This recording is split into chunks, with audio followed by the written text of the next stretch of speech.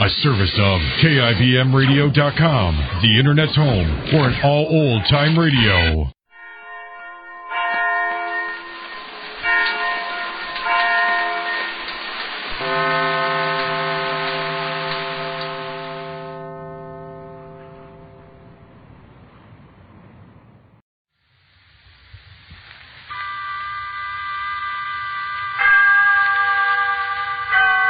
Autolite and its 98,000 dealers bring you Mr. Peter Lawford in tonight's presentation of Suspense.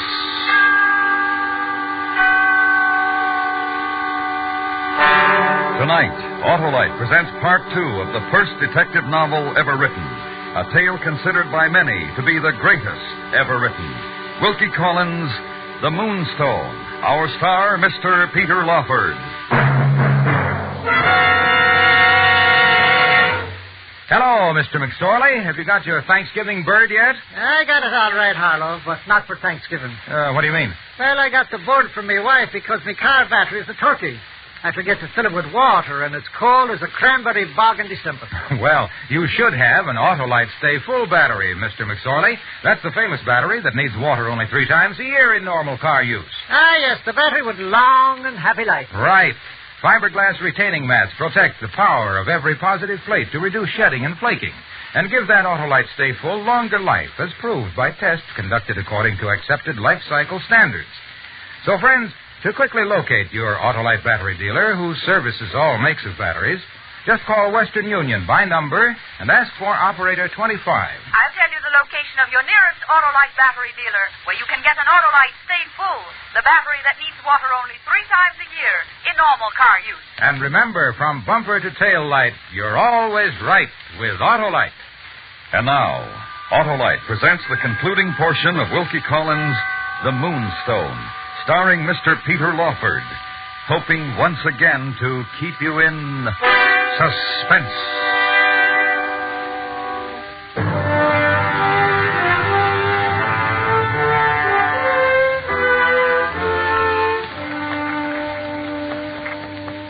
Tell me, Mr. Blake, the diamond had belonged to your uncle? Yes, Sergeant Cuff. His will stated that I was to give it to his niece Rachel on her birthday. And you say this Moonstone had a curse on it? It has been said, yes, because it's believed he took it from an idol, an Indian moon god. And those Indian jugglers you saw at the jail, you believe they stole it? Yes. They were in the garden outside the house when the diamond was given to Rachel. But I've shown you our prison records, Mr. Blake. The Indians couldn't have stolen it. They were behind bars all last night. Who else was at the party? Let's see. Rachel, her mother, Lady Julia Verinder, our cousin, Godfrey Abelwife, Dr. Candy, their family physician. And the servants. What of that? Bettridge, and a new housemaid. Her name, I believe, is Rosanna. All right, Mr. Blake. We'll look into it. Ah. There's the house.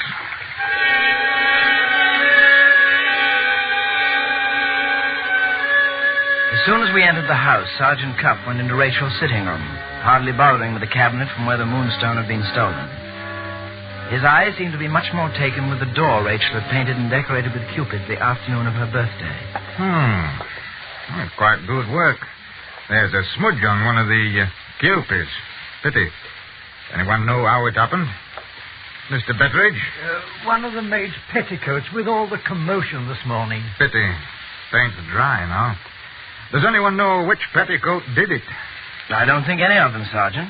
That part of the door was the last to be painted. Couldn't have happened this morning. You're quite sure, Mr. Blake? I watched her finish it. About 4 yesterday afternoon. Well, it would have dried in about 10 hours. About 2 in the morning, then. You may have put something valuable in our hands, Mr. Blake. The smeared petticoat or whatever will bring us to the truth. You think it was worn by the thief? I think it was worn by someone. There's no evidence of thievery as yet, only that the diamond is missing. Mr. Bettridge, would you tell Lady Verinder I'd like 10 minutes of her time, please?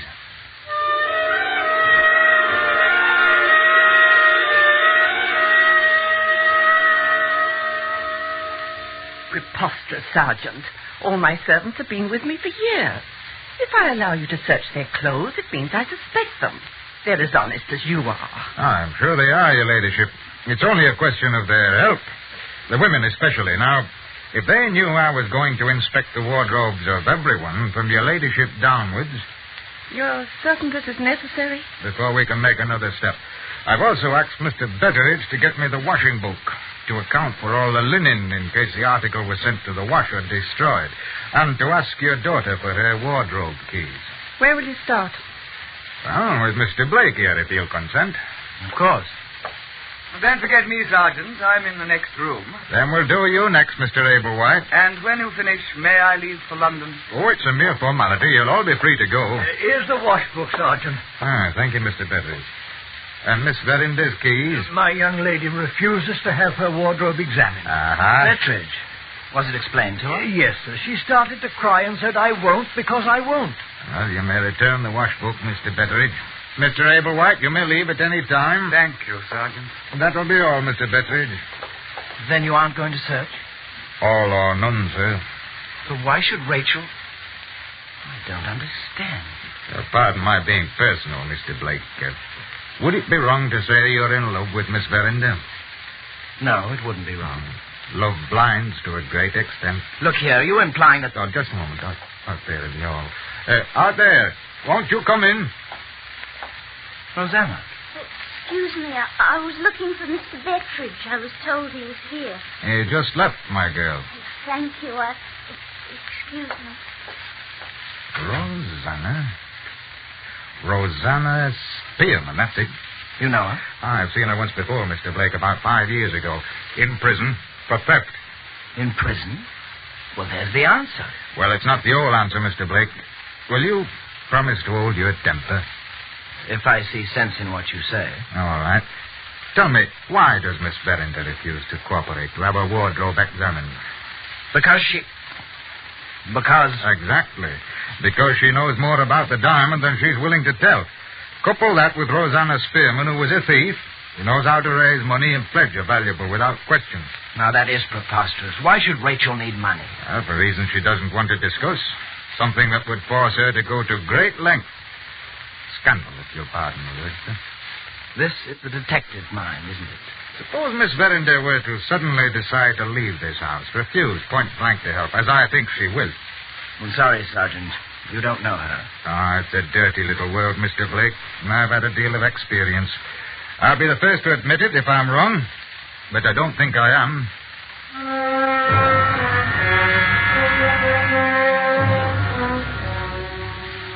The night came on, and a heavy, muffled mood of suspicion settled over the house. Rachel stayed locked in her rooms and would speak to no one. The sergeant was wrong about her. He had to be. But I couldn't push the torture of his logic from my mind.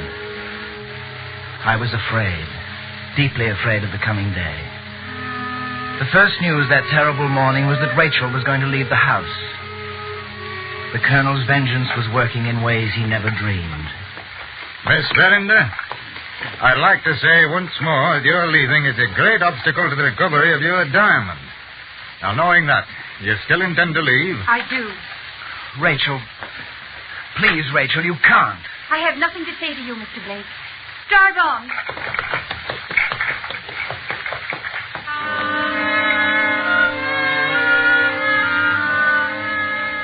I stood there helplessly watching her go. There was nothing left but the truth of Sergeant Cuff's words. A scandal. Some terrible secret she dare not tell. I had to find out if I was going to help. Rosanna. If she had helped Rachel plot the theft, she would also know her secret. I went to the servants' hall only to find Betteridge and Sergeant Cuff ahead of me. One of the gardeners said he saw her running toward the beach walk. Then there's a hiding place down there, if I'm not mistaken. Hiding place? It's almost all quicksand. The jewel had to be kept somewhere. Possibly the stained article of clothing, too. Miss Verinder's accomplice recovers the diamond to take to her later. Aye. We'd better hurry. Will you join me, Mr. Blake? We raced down the walk to the beach. Rosanna was nowhere in sight. Only her footprints. They led us finally to the very edge of the quicksand. Look as we might, there were no footprints returning.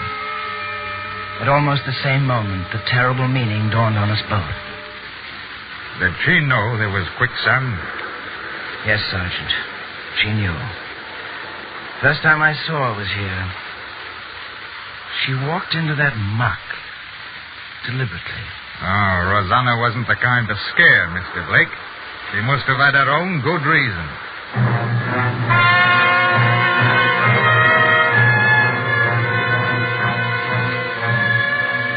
Back at the house, the news of Rosanna's death deepened the unhappy Paul.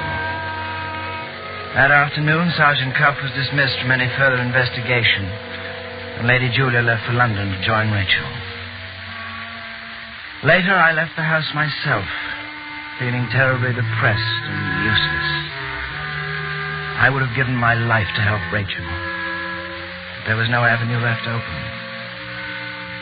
I took ship for the continent the next morning, hoping that time and distance would let me forget. Almost a year was to pass before I returned.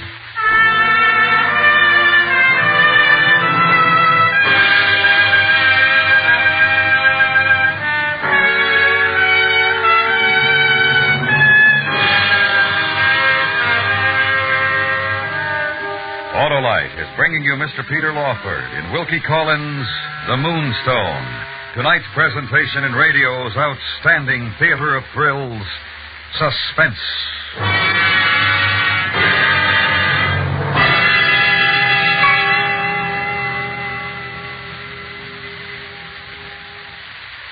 Well, Harlow, now I can eat turkey instead of crow on a Thursday.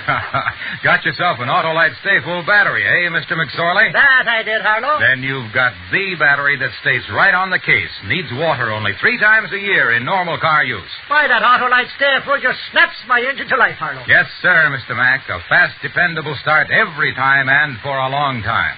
Thanks to those fiberglass retaining mats.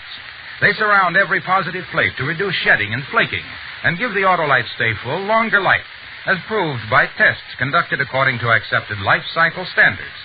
So, friends, see your Autolite battery dealer for the best in battery service and the famous Autolite Stay Full, the battery that needs water only 3 times a year in normal car use.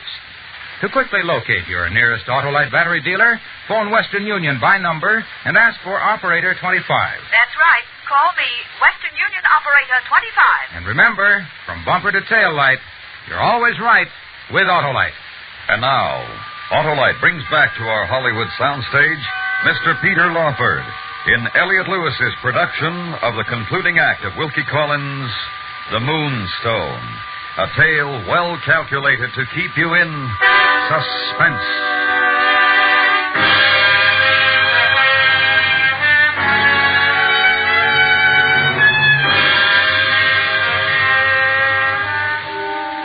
I returned to London in June 1849. I was informed of all that had happened in the year that I'd been away by the family lawyer, Mr. Bruff. Rachel's mother had died some months ago, and Rachel had been engaged to marry Godfrey Ablewhite. He broke off, of course, right after Lady Verinda died. Seems he was only interested in Rachel's money. Where is Rachel, Mr. Bruff? Here in London, living with the guardian appointed by her mother. Has she ever spoken of me? Not once, to my knowledge. As for the Moonstone, we've all respected her silence on that. Why does she resent me, Mr. Bruff? I think it was your attempt to help in an affair she once kept secret, whatever her reason. I just can't believe that Rachel stole her own diamond. I'm going to find out who did. I won't presume to stop you, but how will you go about it? I'll start where it all took place. The house in Yorkshire.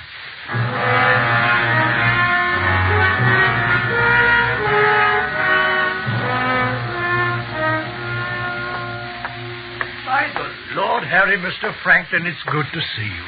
It hasn't been very happy here since you... I know, Bettridge. That's why I'm back. The Moonstone, sir? Don't you think you should leave a sleeping dog lay, sir? Suppose you find Miss Rachel had... It won't make me stop loving her. That's all I wanted to know, sir. So I don't see how my helping you can be wrong. Do you remember that poor girl of ours, Rosanna Spearman? Of course. How could I forget? You left a coat here, sir, and I found a letter in one of the pockets addressed to you from Rosanna. Here it is. Sir, Please follow the enclosed instructions. Do it when you're not observed. Go to the shivering sand at the turn of the tide. There's a rock ledge covered with seaweed. And attached to the rock is a chain which drops into the quicksand. Pull up the chain.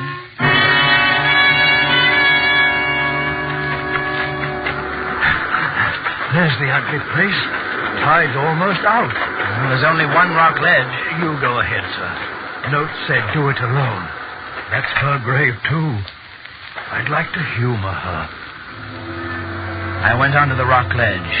The last surge of the sea fell away, and I walked out gingerly on the edge of the quicksand. Getting down on all fours, I fell under the glistening seaweed. After a moment, my hand touched the rusty links of a chain. It came up easily. Attached to the end was a rusted metal box. I forced it open.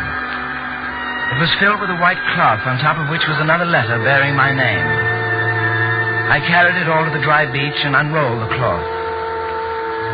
It was a nightshirt. On its sleeve was a smear of paint from Rachel's sitting room, and I recalled the words of Sergeant Cuff. Find the smeared article of clothing, and you will know who took the diamond. I looked to see if it was marked with the owner's name. Finding the mark, I read Franklin Blake. My own name. I looked again. My own name, plainly marked with my own name.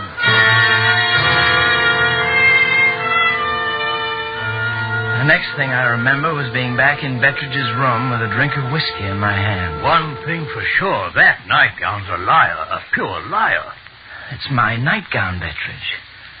I couldn't have taken the diamond, but it's my nightgown. Then it's foul play. That's how I read it. What about Rosanna's letter, sir? Yes. Sir, I have a confession. A confession of my own misery in 3 words. I love you. Me?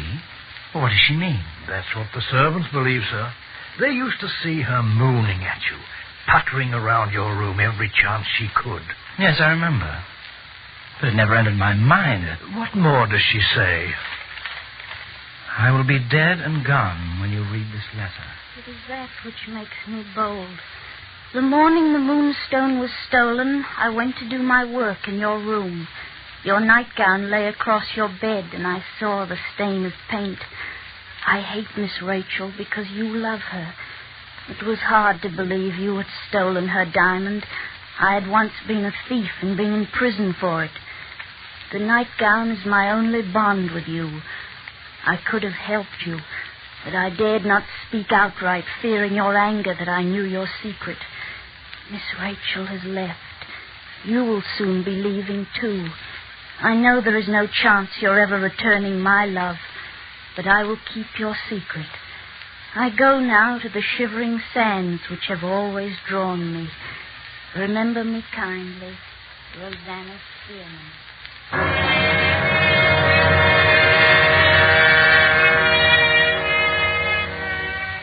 I was at a complete loss. My search for the thief had led directly to myself. So now Rachel's attitude was no longer a mystery. She had left because she believed I had stolen the diamond. I went back to London and told Mr. Bruff everything. I suggest you do something for me, Mr. Blake. What's that, sir? I received a letter this morning from Dr. Kendi. He was at the birthday party the night the diamond was stolen, if you remember. Driving home from the party that night, he nearly caught his death in the rain. He's been ill ever since. His letter suggests he has something of great importance to discuss with you. Will you please go see him?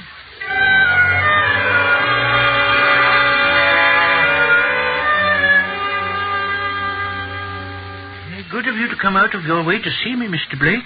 Thank you, Doctor. You're looking well. I'd like to apologize to you, Mr. Blake. Apologize, sir? The night of Miss Verinda's party, you and I sat next to each other. There was some joking about the diamond, do you recall? Well, not distinctly, no, sir. Just something unpleasant. I told you I suspected you hadn't been sleeping well, and to let me give you a course in medicine. I don't think I had been sleeping well. I decided to prove my medicine to you. If I could give you a good night's sleep without you knowing it... What? I was going to come back the next day and ask you how you slept. You would have said, fine, and without medicine. And I was going to say, but you did have medicine, sir. Dr. Candy, did you give me something that night? It was a dose of laudanum, part of the opium family, in your nightcap. I hope you'll accept my apology. Mr. Blake? But if I took the diamond, what did I do with it? I feel I owe you all the help I can give. Are you willing to try an experiment? I'd do anything, Doctor. There's a chance that under the right conditions, taking a similar dose of laudanum, you might repeat exactly what you did the night of the birthday. You might very well have hidden the diamond somewhere in the house. With witnesses to watch, it would prove your innocence. Yes, but it would have to be done at the Verinda house. Well, I'll write to Miss Rachel, with your permission, telling her everything. I'm sure she wants your innocence proved as much as you yourself.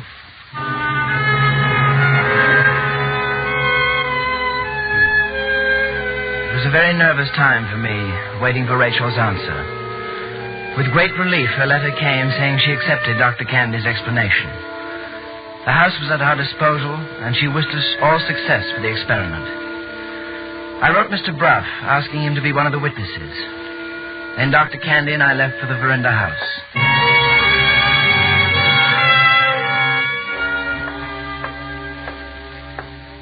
Ready, Mr. Blake? Of course, Doctor. Get on with it. If you want my opinion, the whole thing is humbug. All right, Mr. Bruff, we have your opinion. 40 minims laudanum in weak brandy and soda. You're witnessing, Mr. Bruff? I'm witnessing. Drink it, Mr. Blake. Waste of time. Now, Mr. Blake, you may retire to your bed. How long before this is supposed to work? Not before midnight.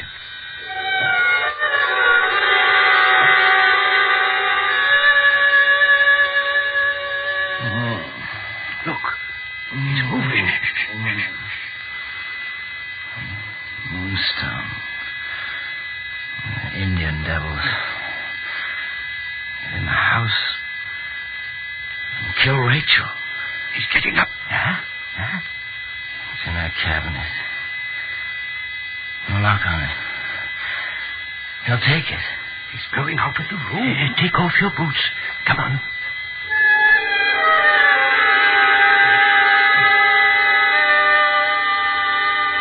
Went right to the cabinet. Amazing. There's a piece of crystal to simulate the diamond in the drawer. There, he's found it. Doesn't look like he knows what to do.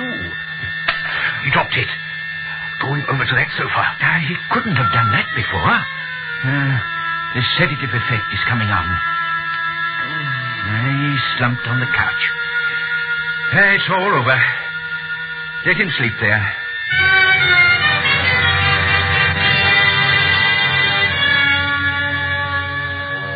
When I awoke the next morning, they told me what I had done. I proved only that Dr. Candy's joke was caused by my unconscious behavior. But now, and what had happened afterwards was still a mystery. We had come to another blank wall.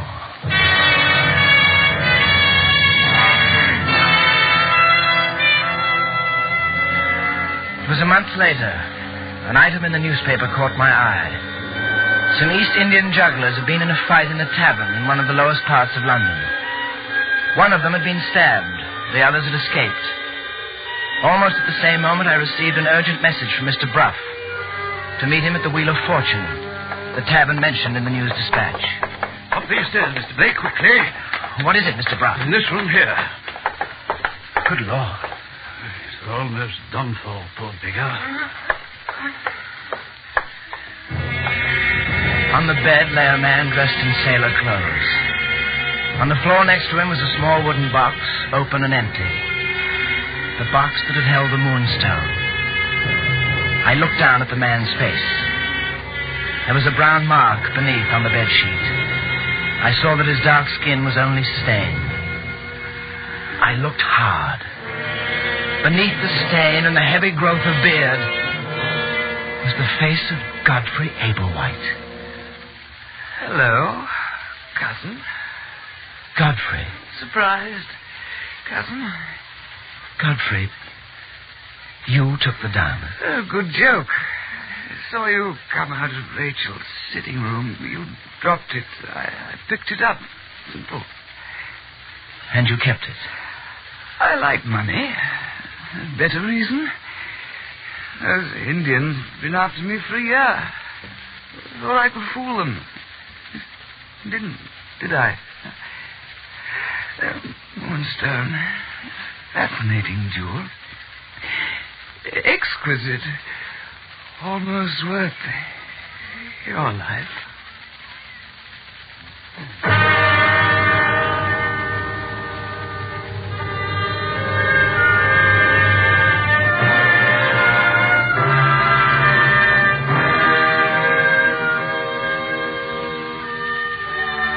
It was some months later that a small news item appeared on an inner page of the Times.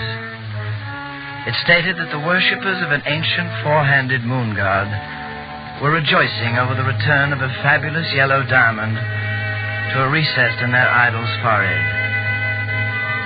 It was a small item. I doubt if many people read it.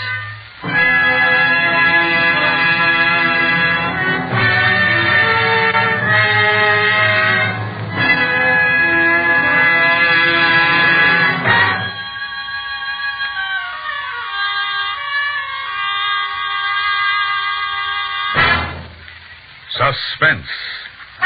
Presented by Autolite. Tonight's star, Mr. Peter Lawford.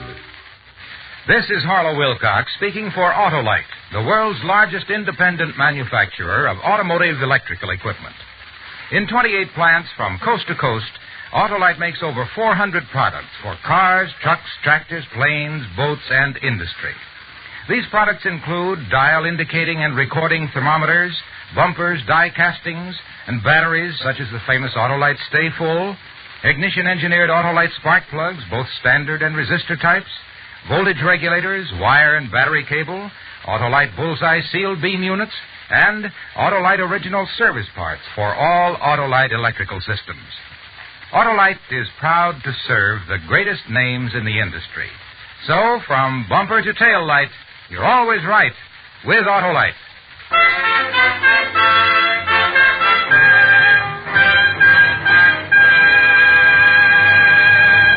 Next week, it will be our pleasure to present the first radio adaptation of one of the most amazing human documents ever written.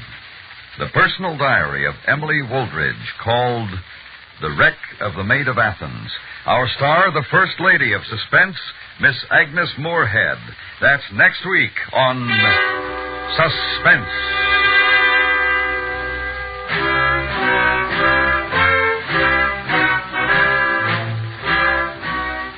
Suspense is produced and directed by Elliot Lewis, with music composed by Lucian Morwick and conducted by Wilbur Hatch. Wilkie Collins' The Moonstone was adapted for Suspense by Richard Chandley. Featured in tonight's cast were Betty Harford, Ellen Morgan, Norma Varden, William Johnstone, Ben Wright, Herb Butterfield, Eric Snowden, and Alistair Duncan. Peter Lawford will soon be seen co-starring in the Columbia picture It Should Happen to You. And remember, next week, Miss Agnes Moorehead in The Wreck of the Maid of Athens.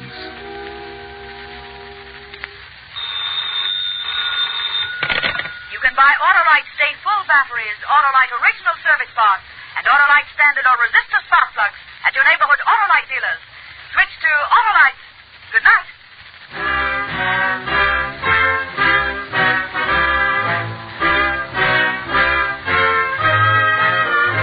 This is the CBS Radio Network.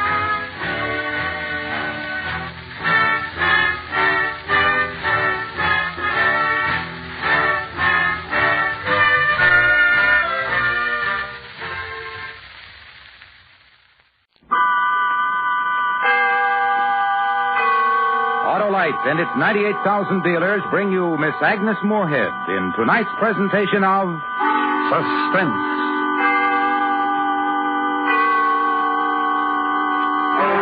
Tonight, Autolite presents the first radio adaptation of one of the most amazing human documents ever written.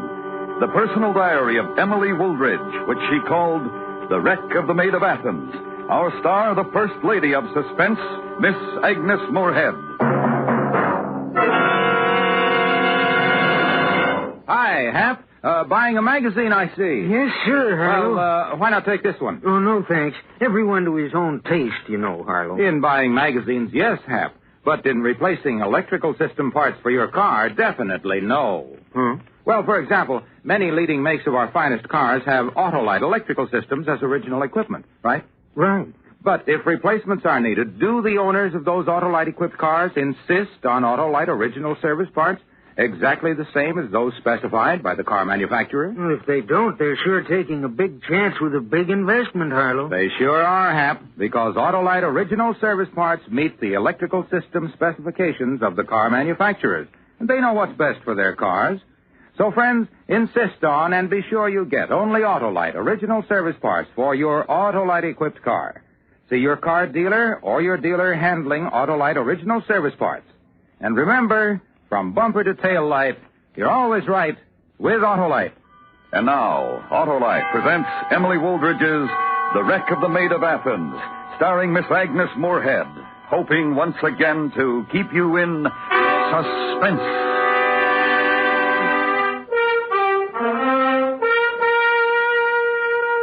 "84 years ago tonight, there sailed from the port of London the brigantine Maid of Athens.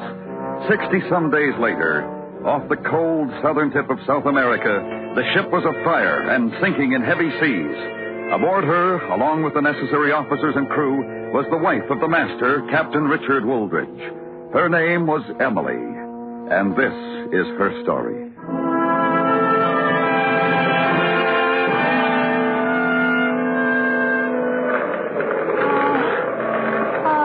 First mate overside, sir. He was trying to swing the port lifeboats. We can't go after them. Those boats are jammed. We'll never use them. Very well. Tell the rest of the men to come here. We'll have to abandon ship as quickly as possible. Perhaps the most terrible thing of all was the fact that there wasn't room in the lifeboats for all the men.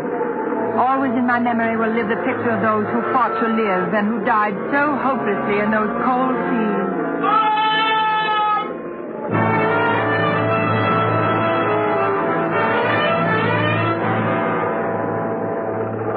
It was a scene of fearful desolation.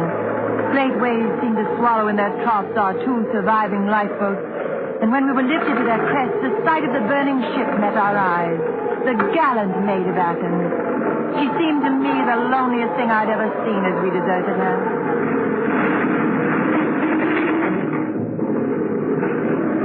Looking the other way by the grace of Providence, we could see a low fringe of land on the horizon. My husband took this to be the island of San Carlo and perhaps our salvation.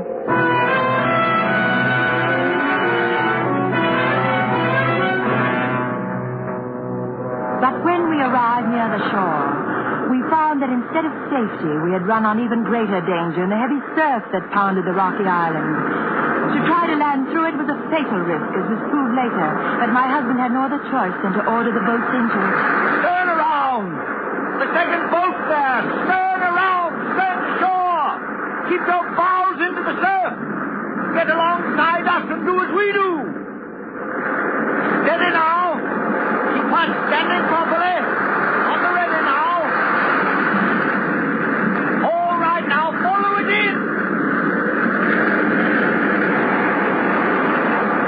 There's your boat, sir! You're going broadside, don't get broadside to the surf or you're lost!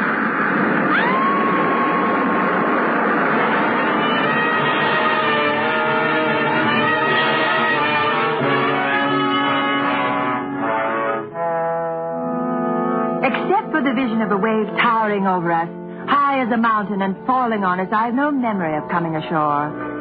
As though awaking, no, not quite awaking, from a nightmare, I saw our boat overturned on a tiny strip of sand. I saw my husband and the men who had survived the landing, and I saw the bodies of those from the second boat who had not. My husband was pulling the last of these from the angry surf. Then he was bending over me where I lay. Are you all right, my dear? Yes. And you? I'm quite all right. But the poor devils in the other boat. Oh, yes, I know.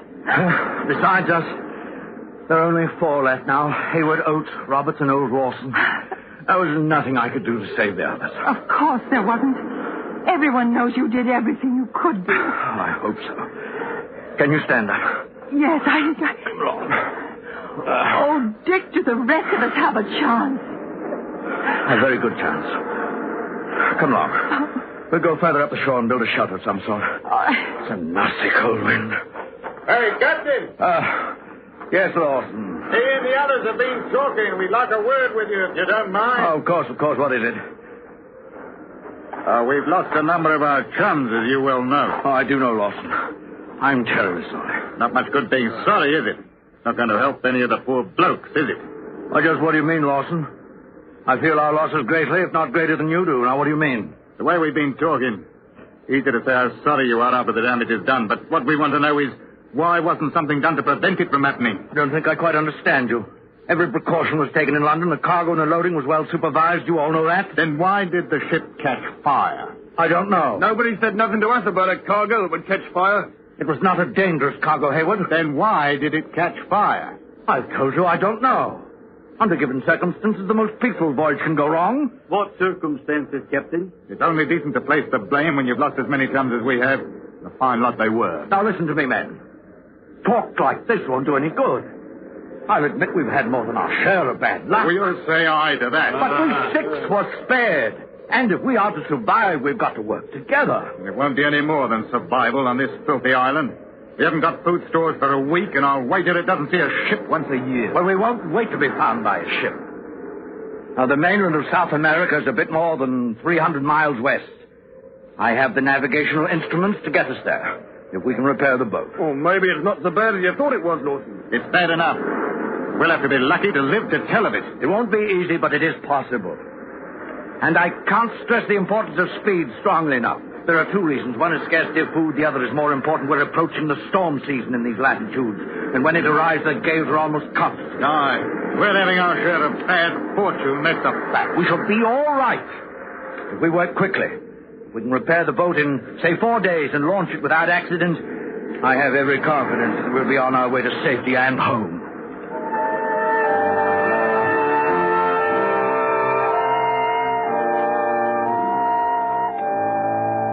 Darkness fell as Lawson and the others buried the dead. A thick fog settled on the island, and in spite of exhaustion, the dampness and cold made sleep out of the question. We spent the night huddled over fires, one for the crew and one for my husband and me. We were separated from the men by only a few paces, and although nothing further was said, there was a tension between the 2 groups.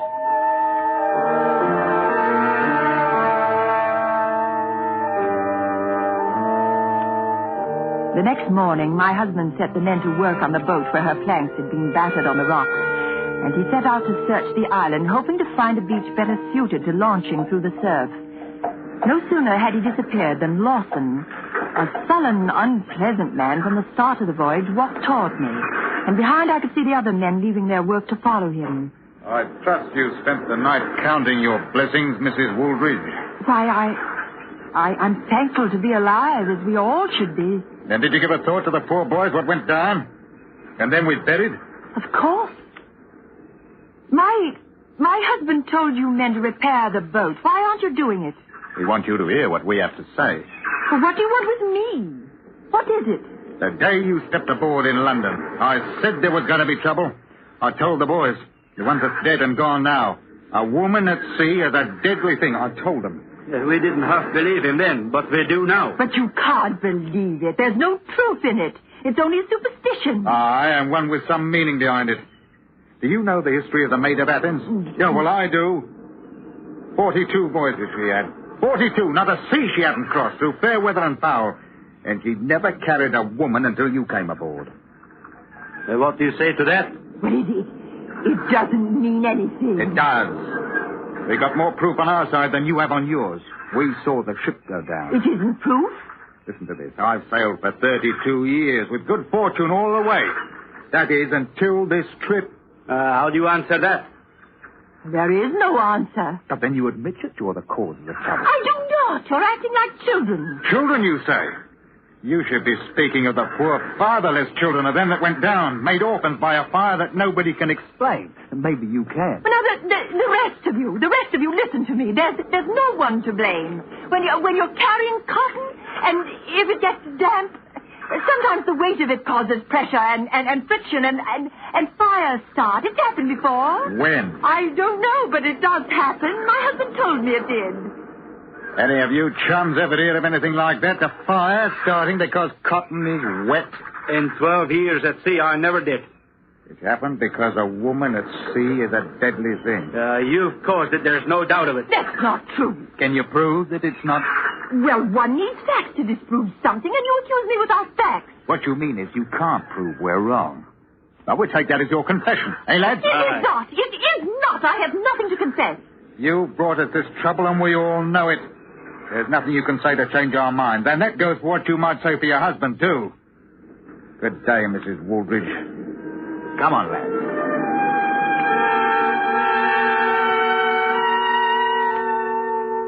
Quite obviously, there was an unspoken threat in their words. And although I hoped that I had maintained my composure in front of them, I was frightened. Considering the problems already weighing upon my husband, it was my play to keep this fear to myself. But when he returned, my will weakened, and I told him about it. My dear, you mustn't let it trouble you. As you told them, they are like children. What they think today will be forgotten tomorrow. But I can't forget their faces. They hated me. Oh, no. They only thought that they did. Well, they must have something to hate because of the situation we're in. Remember, before it was me they blamed? I suppose you're right. I suppose I'm silly to be frightened, but... Oh, please, Dick, don't leave me alone with them again. I hope I won't have to. But if I do mind to have courage and know that although they are simple in their logic, they are good seamen and are very important to us.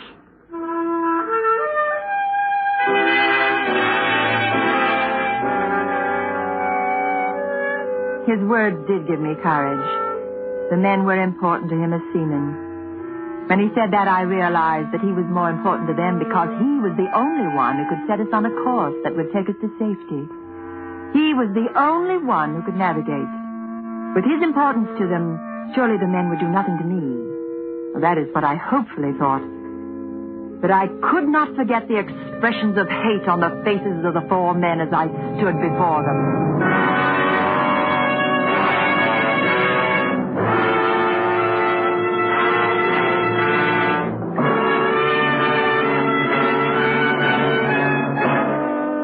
Autolite is bringing you Miss Agnes Moorehead in Emily Wooldridge's The Wreck of the Maid of Athens. Tonight's presentation in radio's outstanding theater of thrills, Suspense.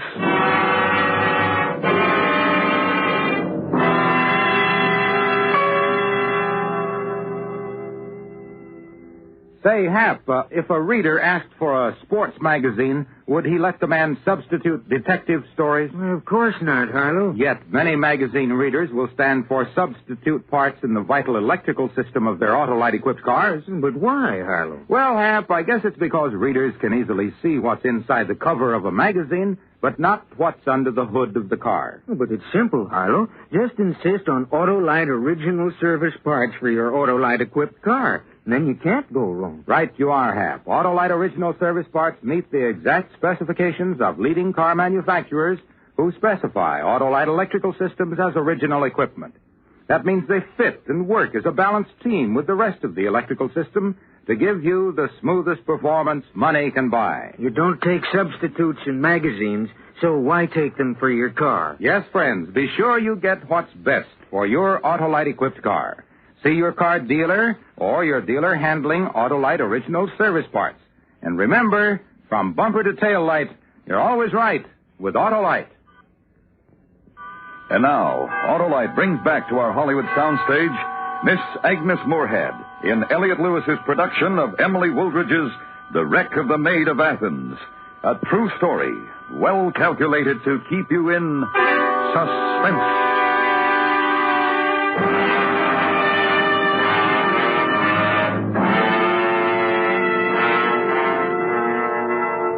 Thinking back after my meeting with Lawson and the men, it was impossible for me to understand how they could be so blind. But when one remembers the witchcraft trials in Salem and the burning of witches in Europe, then one realizes that humans have often used demons and superstitions when no reasonable cause for a situation can be found.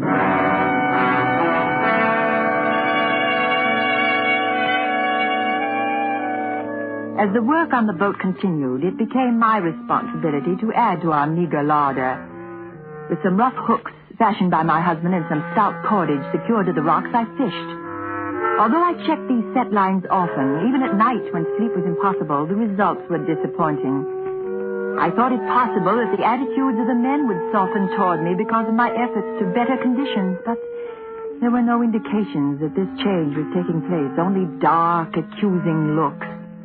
One, Hayward, the youngest of them, seemed less hateful than the others. He averted his eyes when I looked at him.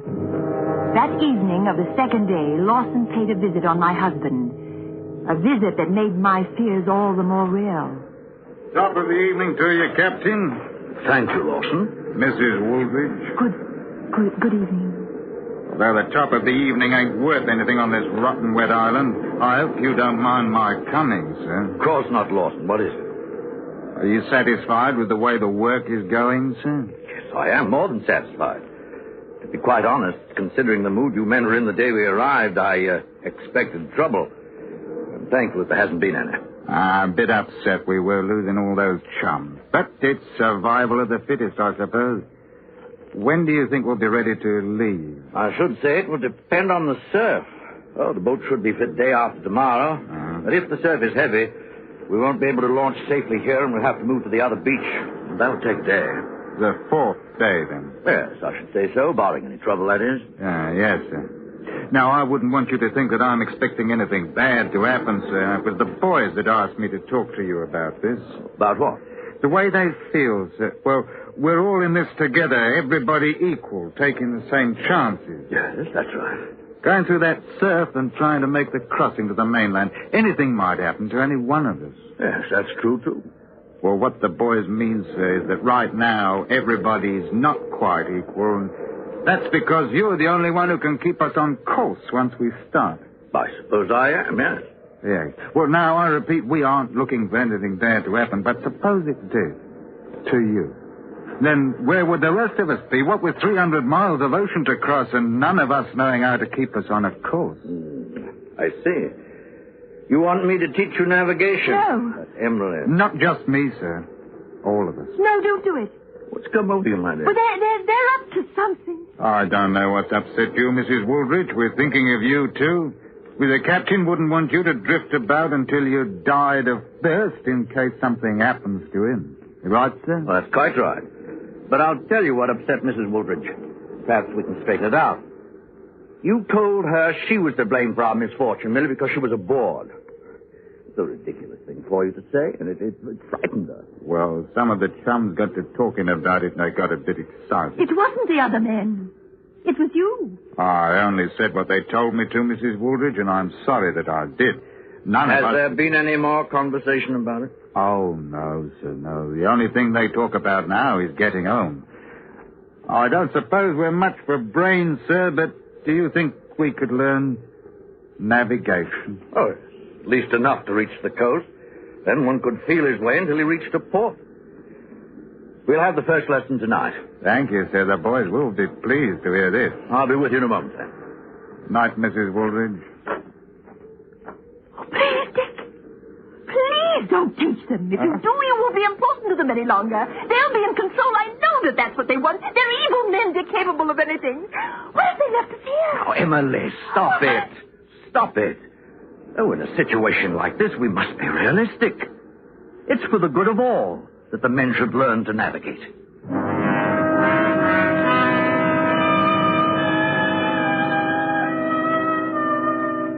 My husband returned an hour later, quite pleased with the spirit of the men and the progress they had made during their first lesson. I tried to match his confidence with my own, but the next day that became impossible. There was no mistaking the hate for me in the faces of the men when my husband was not present. But he had no chance to realize this because the expressions changed when he appeared. The men took on a rough good humor and an enthusiasm for their work and the future that completely beguiled him. At times I doubted my reason, but at others I was sure that I didn't imagine this purposeful change of attitude. Then during the afternoon, I was able to speak with Hayward, the one I hoped felt less strongly toward me. He was on his way to the spring that supplied our water when I was able to meet him alone. Mrs. Waldridge, what are you doing here? I wanted to talk to you. I don't want to talk to you. I've got nothing to say. Why did Lawson lie to my husband and me? I don't know what you mean. He told us last night that you men didn't blame me for what happened. Well, we don't. That you realized how ridiculous the things were that you said to me the first day. That I was the cause... That's right. But then why do you hate me? Hate you? We don't, Mrs. Waldridge. The expressions on your faces when my husband isn't there couldn't mean anything else. What is it? What are you thinking? You must be mistaken, Mrs. Waldridge. All we talk about is getting home. That's what Lawson told you to say if you had to talk to me, isn't it? I don't know what you mean. He said the same thing last night in the same words.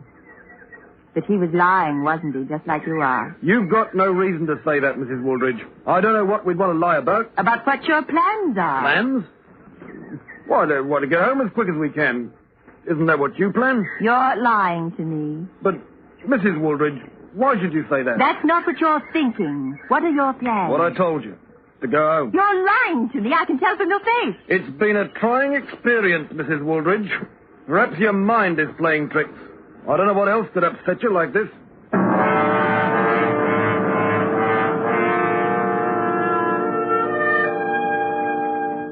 Final repairs on the boat were completed that day, and all of the next was consumed in moving it to the safer beach. The surf was not as high as the shore was protected by a curve of reef from which I cast my set lines. The crashing waves caused terrible currents, and the frightening prospect of maneuvering a boat through them was real enough to keep my mind clear of my other fears, which seemed to have no basis at the moment. At nightfall, I was huddled close to our fire as my husband awoke from a short nap. How long have I slept? No more than an hour. Seemed like days. I will sleep days once I get into a bed again. Luxury that'll be, eh? Oh, I hope everything will be all right tomorrow, and with the crossing. No reason it shouldn't be. Stout boat, well, with the prevailing wind. No, you don't have to make it sound easy for me, you know. Just tell me if there's a good chance of reaching safety. There's a very good chance, Emily. Oh. And I must say that I'm happy to see your mood improved. Morale will be most important when we're at sea. I'll help the best I can. I know you will, my dear. Oh, Captain! Oh, Lawson, yes. What is it? I hope you don't mind the boys are a bit uneasy tonight. They asked me to come. Anything wrong? Nothing special, sir. They wonder if you could tell them where we'll land. Roughly, that is. They wanted me to ask if you'd talk to them for a bit. I suppose they are uneasy. Yes, I'll have a word with them. Oh, they'd like that, sir. You know, myself, I'm not troubled. I say it's in the lap of the gods, so while you go to see them, I think I'll have a look at the beach again, see how the surf is running. I think that'd be a good idea. Let me know how the currents are crossing, will you? Aye, sir. Well, I'll be back in a few minutes. No. Only a few moments, Emily, dear. Now, you try to rest.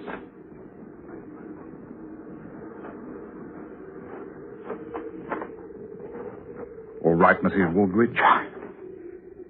What are you going to do? Nothing, Mrs. Waldridge. But you, time to tend your set lines out on the surf.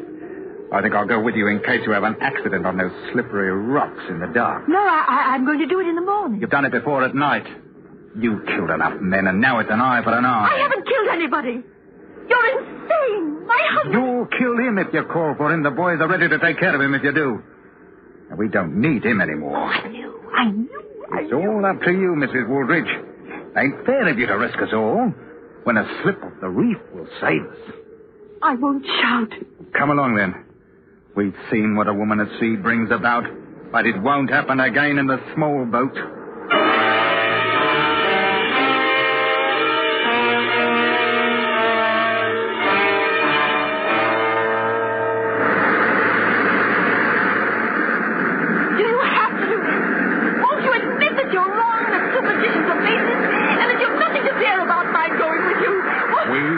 What happens. And what you see is proof. We'll talk no more about it. No, you can't.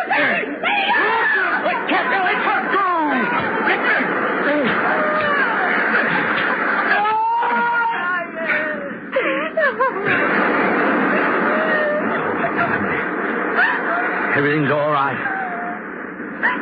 But thank heaven the other men were more human than Lawson.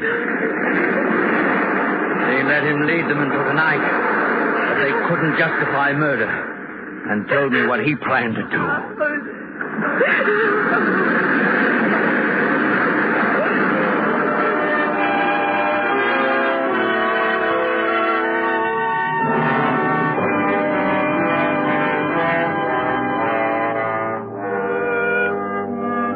After 3 weeks, the 5 survivors of the Maid of Athens reached the port of Stanley in the Falklands.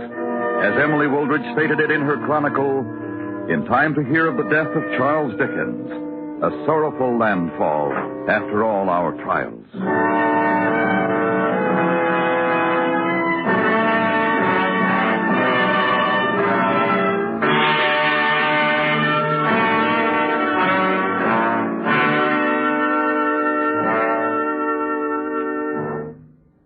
Suspense, presented by Autolite, tonight's star, Miss Agnes Moorehead.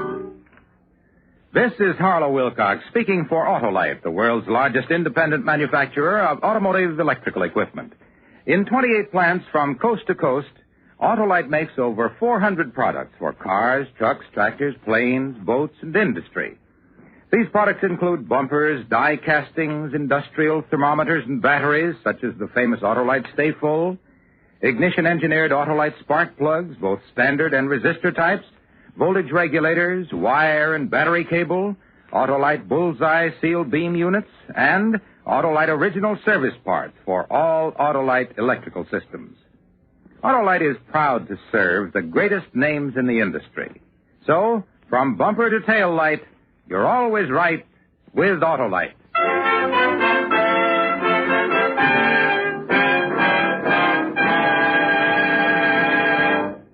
Next week, we bring to life one of the most famous detectives in literature as we dramatize E.C. Bentley's classic novel of deduction, Trent's Last Case.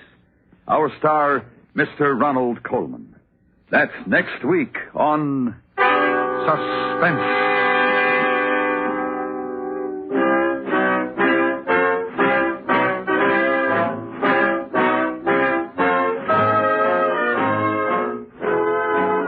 Suspense is produced and directed by Elliott Lewis.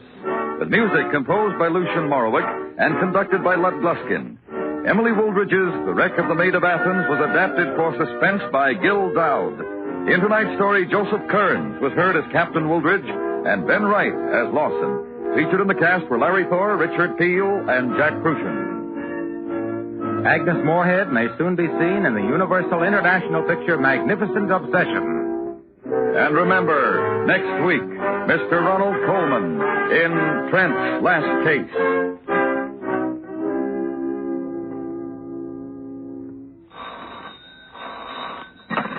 You can buy Autolite original service parts, Autolite standard or resistor type spark plugs, and Autolite Stay Full batteries at your neighborhood Autolite dealers. Switch to Autolite. Good night.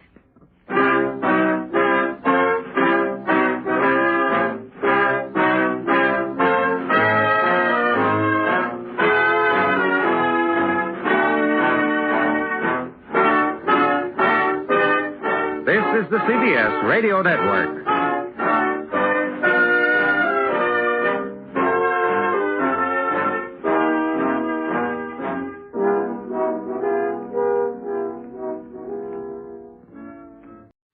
The Whistler.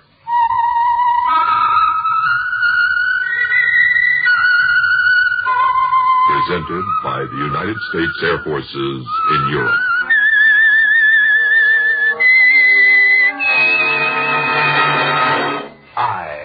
I'm the Whistler, and I know many things, for I walk by night. I know many strange tales hidden in the hearts of men and women who have stepped into the shadows. Yes, I know the nameless terrors of which they dare not speak.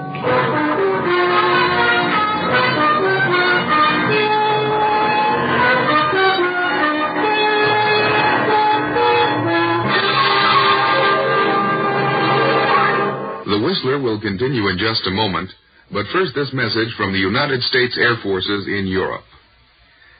And now, the Whistler's strange story, Ticket to Nowhere.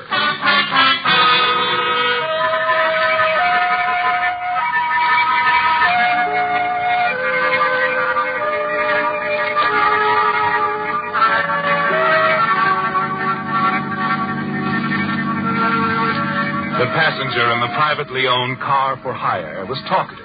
And to the driver, Lee Corby, the things his passenger was saying were more than interesting. Lee didn't exactly hate his work, because owning his own car and operating as an individual, he was in a position to take advantage of certain situations. That's why the rambling chatter of this particular passenger hit him so strangely. Yes, you just listen closely, don't you, Lee?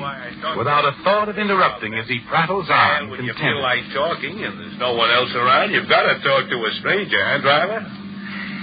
Yes, sir. I've got the key to a new life.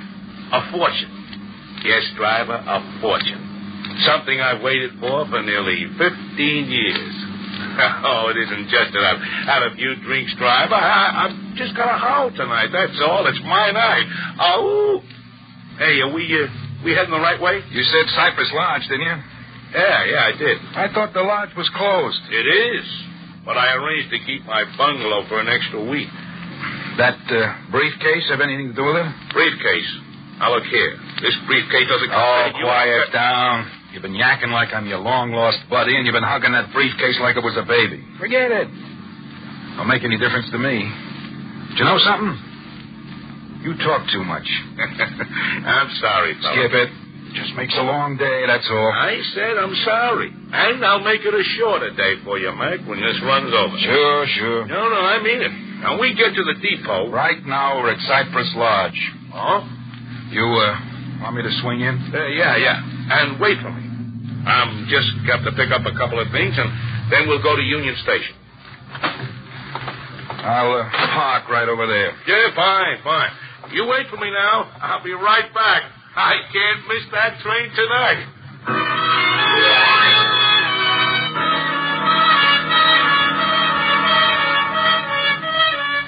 You watch him walk away toward the lodge and its row of bungalows, disappear into one. He's only gone a few minutes when you're suddenly startled at the sound of a shot. You freeze listening. And you get out of the car, run to the bungalow your passenger entered, and you look through the window. You can't see very well, but the lone court light enables you to discern a man's body on the floor. It looks like your late passenger, doesn't it, Lee? Lying inert and still, apparently dead.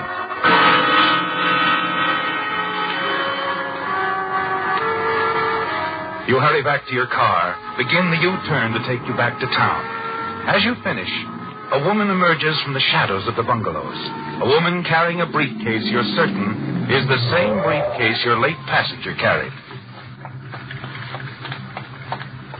Can I drive you somewhere, lady? This car's for hire. That's right. See a sign? Yes, I do. My, I'm lucky, aren't I? Yeah. Sure, lady. You're lucky. Get in. Where to, lady? Union Station, please. Union Station. Right.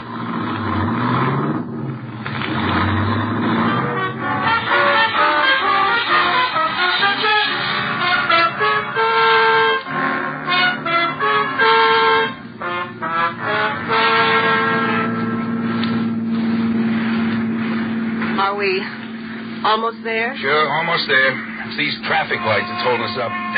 There's another. Lady. Yes?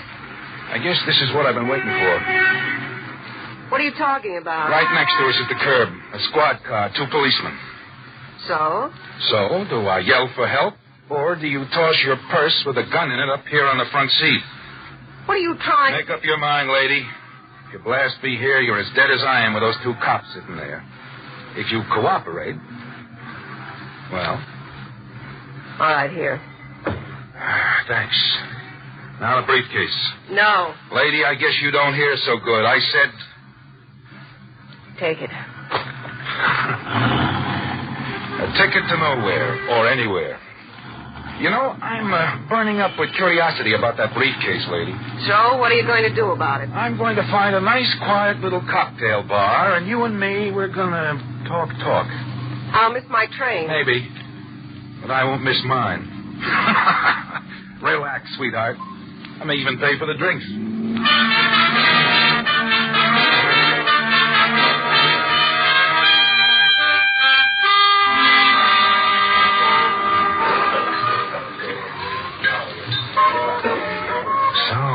This diary is what it's all about, I think I read about a missing diary in the newspapers.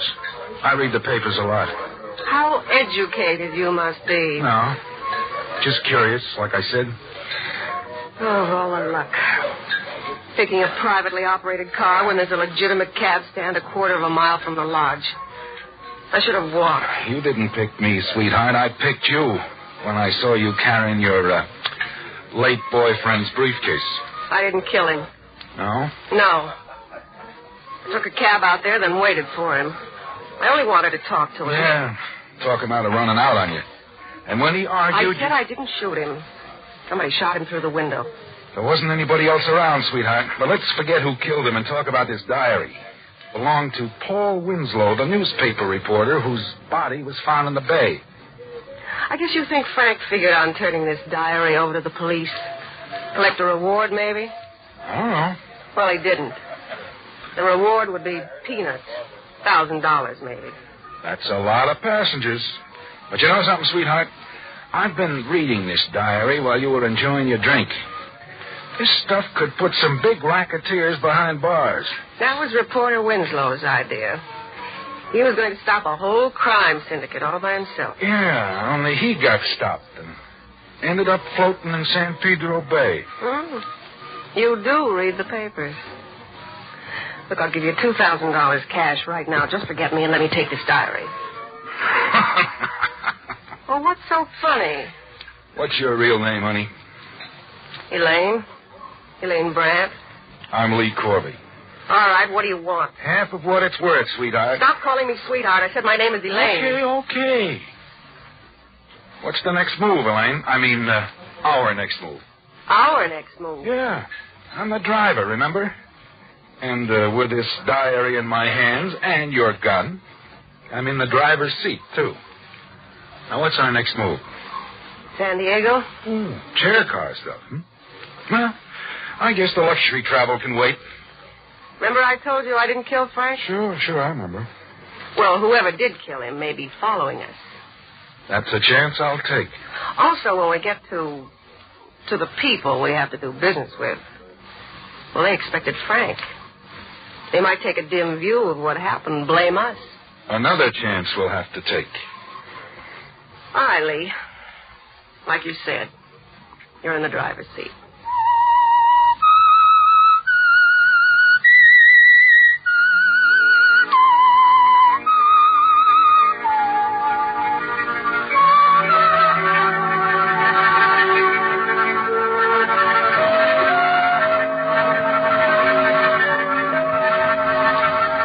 It's something you've thought of many times, isn't it, Lee?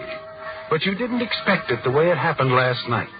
The man in your car, his talk about the key to a fortune, his unexpected death. Then Elaine Brandt unwittingly stepping into your car carrying his briefcase. She has to deal with you, doesn't she, Lee? She doesn't like it. But you have the diary prepared by the dead news reporter. And you don't intend to give it up until Elaine contacts the underworld people who will pay off for its return and destruction. The next day in San Diego, Elaine is even more annoyed at what you tell her in the cocktail lounge of the Carlin Hotel, where she is staying. You put that diary in the mail? Lee, you're a bigger fool than I thought. What if it gets lost? Don't you realize its value? Why did you do such a stupid thing? Because I'm not stupid. I got thinking about what you said. Maybe we're being followed. So what? Nobody's going to hurt us if we haven't got the diary, Elaine. They're going to treat us real nice till we tell them where it is. I see. Good. Finish your drink, sweetheart. Relax. The first mail tomorrow will bring us exactly what we need to collect.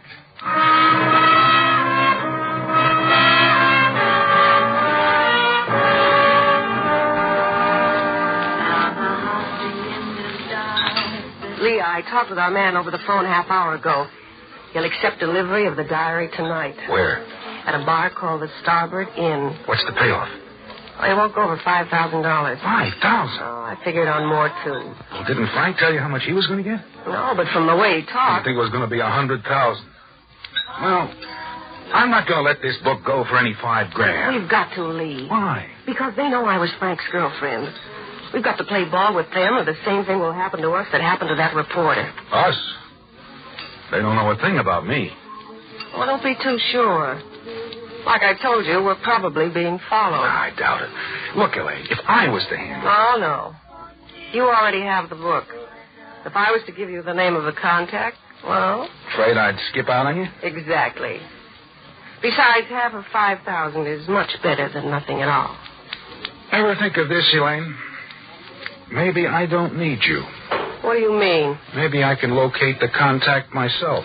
How? Run an ad in the newspaper? Murdered reporter's notebook for sale. Apply Lee Corby, box XXX. Okay. $5,000 isn't what we expected, but I suppose we can't do anything about it. What time do you meet the boy with the money? 8 o'clock. You'll be there. Starboard Inn Bar, you said. Yes. He said to come alone. Okay. But I'll be in the bar, too. All right. As long as you don't interfere. I'll just sit close by and watch. I'll, have to have the diary? You get it. When? When you reach the Starboard Inn Bar this evening. I'll be waiting at the entrance. I'll give it to you then.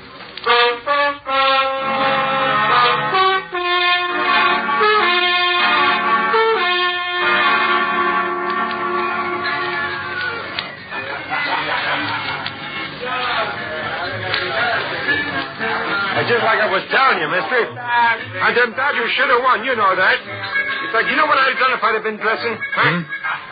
Oh. Excuse me, bartender. I wasn't listening. Oh. She a friend of yours? Who? That girl back there in the booth. The one with the red hat. Oh, yeah. Slight acquaintance. You've been looking over that way ever since that fat boy sat down next to her. Maybe I'm jealous. You, know him? Oh, usually drops in for a beer before going to work. He's a night clerk over at the Carlin Hotel. Night clerk? Yeah. That guy? Sure. Something wrong with that? No, I just figured he was a big shot. How about another drink? Yeah, scotch and water, huh? Right. And you better bring a martini for the lady, too. Huh? Her fat friend is just leaving. I'm going to join her. Sure thing, mister, sure.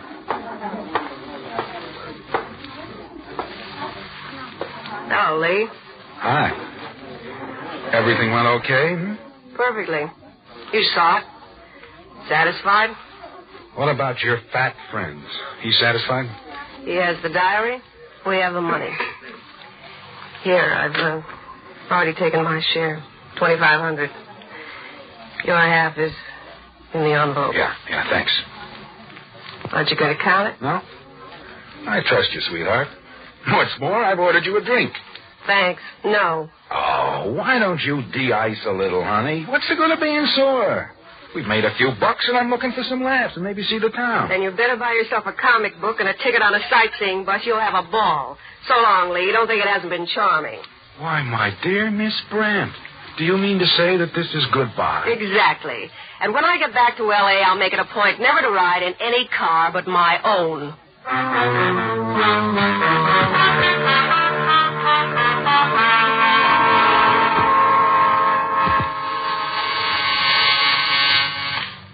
Oh, Hotel Carlin. Yes? One moment, I'll connect you. I'm sorry to have kept you waiting, sir. No, that's all right, clerk. I just want to leave a message. Very well, sir. The message is for... I'll leave that up to you. Up to me? I'm afraid I don't understand. It's about that envelope you picked up at the Starboard Bar 20 minutes ago. I picked up an envelope? Yeah, and you can relax. I'm not the law. About that envelope. You handed the lady another envelope containing $5,000. That's a lot of money to pay for a blank diary. What? The diary was a blank, Buster. But I know where the real McCoy is, and I'll make a deal. I see. You can relay that information to your boss. I'm going back to my hotel now, the Alton, room 612. I'll expect a call in an hour or so. And remember, no rough stuff, or the diary goes straight to the cops. It's all arranged.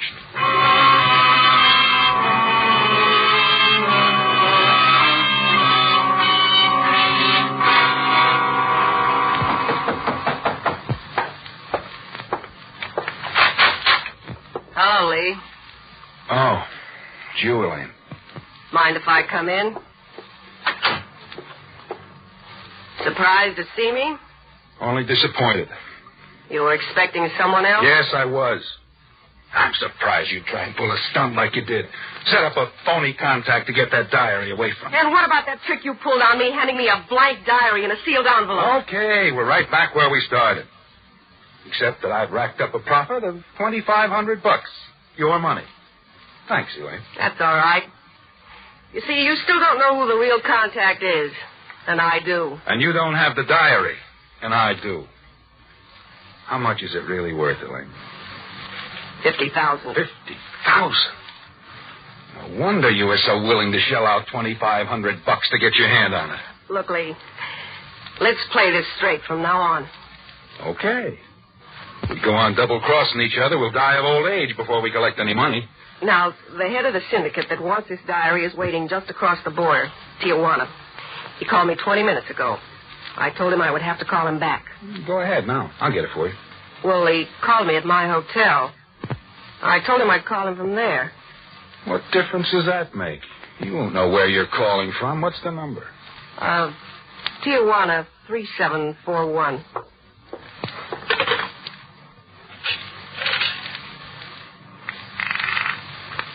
Yes, Mr. Corby. Get me Tijuana 3741, will you please? Tijuana 3741. Very well, sir. Call you back in a moment. Thank you.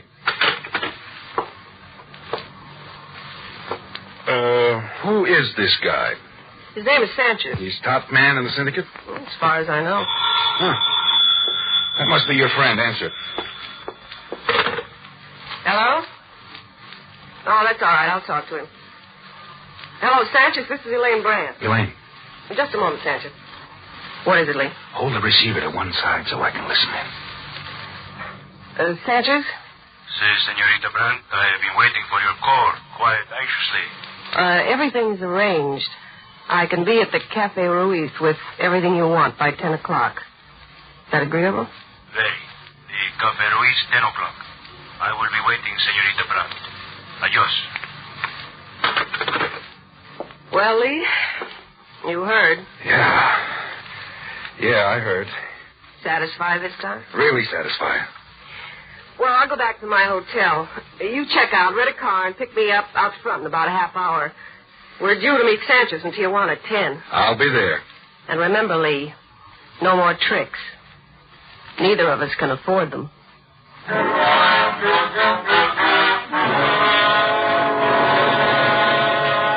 You know just what you're going to do, don't you, Lee?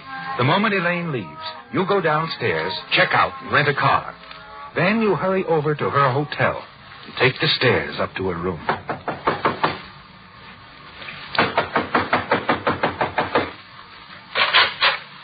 Lee, what's the idea? Inside, Elaine. You said you'd pick me up downstairs. What's the idea of the gun, Lee? You've been picked up for the last time, Elaine. But why? I don't trust you.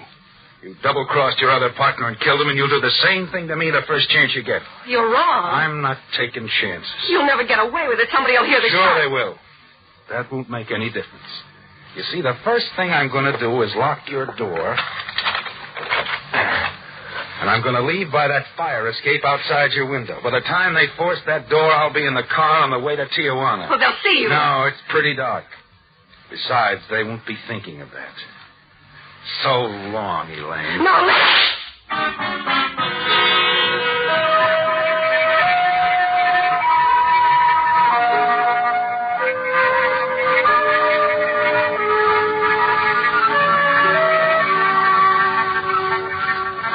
With Elaine Brandt dead in her hotel room, and nothing to connect her with you, You're certain you're in the clear as you drive across the Mexican border in the car you've rented. Now you're certain you only have to meet the man named Sanchez, deliver the diary you're carrying in your overcoat pocket, and receive $50,000. You arrive at the cafe right on time, and a waiter points out Sanchez sitting at one of the rear tables. What is it, senor? Mind if I sit down, Sanchez? Should I, senor? I don't think so. You're expecting Elaine Brandt. Si, I am. She won't be here, but I have the diary your syndicate wants. That's all you're interested in, isn't it? That was part of the bargain, si. Part of it? What do you mean? When the Senorita Brandt arranged this transaction a week ago... She promised to deliver two things. To me, as representative of the syndicate, the diary. Second, she was to point out a killer to the police. What? The killer of the newspaper reporter Paul Winslow. He would, of course, be unaware of the fact he was walking into a trap. Wait a minute. This doesn't make sense. You're trying to tell me your syndicate would allow Elaine to put the finger on one of their own killers? A moment, senor. I am afraid you are confused. I should explain that I represent a newspaper syndicate. The syndicate that Paul Winslow was working for when he was murdered. What? I would advise you to remain seated, senor, and to keep both hands on the table. The police are sitting all around us. They are planning to question Senorita Brandt very closely. They are anxious to know how she got possession of the diary. She's the one you want, not me. She killed Frank, too. Who is this Frank? He's the one that killed your reporter, Winslow. Elaine Brandt double-crossed him and killed him. Frank was the killer she was going to turn in. Perhaps. And then again, perhaps the killer has delivered himself. You, senor. Me? Now, wait a minute. I didn't kill that reporter. That remains to be seen. The Senorita Brandt should be able to tell us. We shall go with the police and call on her together at her hotel. If you are not the killer, I am certain she will clear you. Listen next week when once again the United States Air Forces in Europe present The Whistler.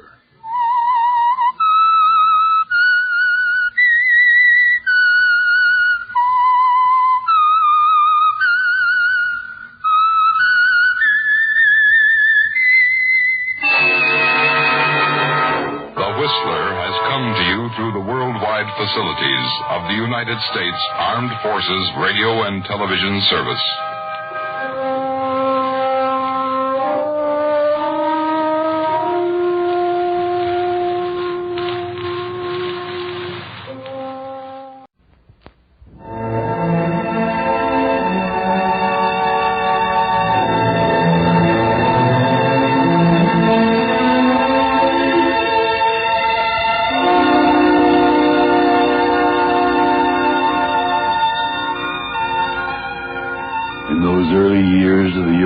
Conflict, vague rumors of atrocities had begun. But who could possibly believe in the safety of our homes, that soon there would be ashes of men, women, and children sifting out of the crematoriums? And so I and Norma Shearer, the premier actress of the time at MGM Studios, the two of us did not hate.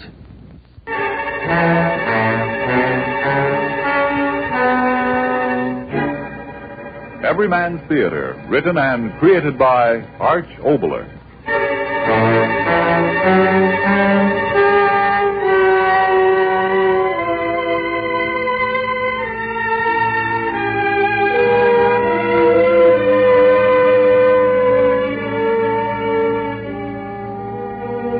Oxidol presents Miss Norma Shearer in a thrilling love story, The Women Stayed at Home, with the special symphonic accompaniment of Wagner's deathless love music, Tristan and Isolde. And here is our writer-creator, Arch Oboler, who will introduce tonight's play. The scene, a windswept coast. It is night. For once the sea is calm. It waits ominously upon the edge of shore where sits a woman and an old man. For a long time they've sat quietly, but now the woman speaks to the old man, and her words lift out to the sea on the rush of the wind. Lonely?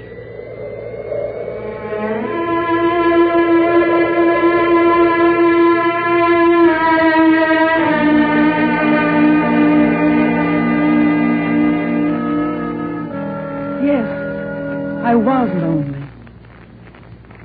And I did what I did because I was lonely. I can tell you. This is a quiet place. My father built here because he and Mother had each other. And they wanted the lonesomeness. The village over there and we away from all the rest. My father wanted it that way. When I was very young, it was all right. I could run with the other children. It was all right. But when I grew older, it was lonely. The sea, the wind, the gulls flying. Is that enough for a girl? Yes. I was very lonely.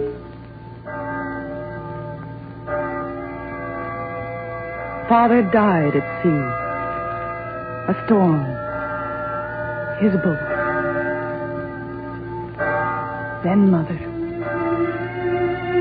For the first time, I really was alone. People who have nothing remember the little things they've had, don't they?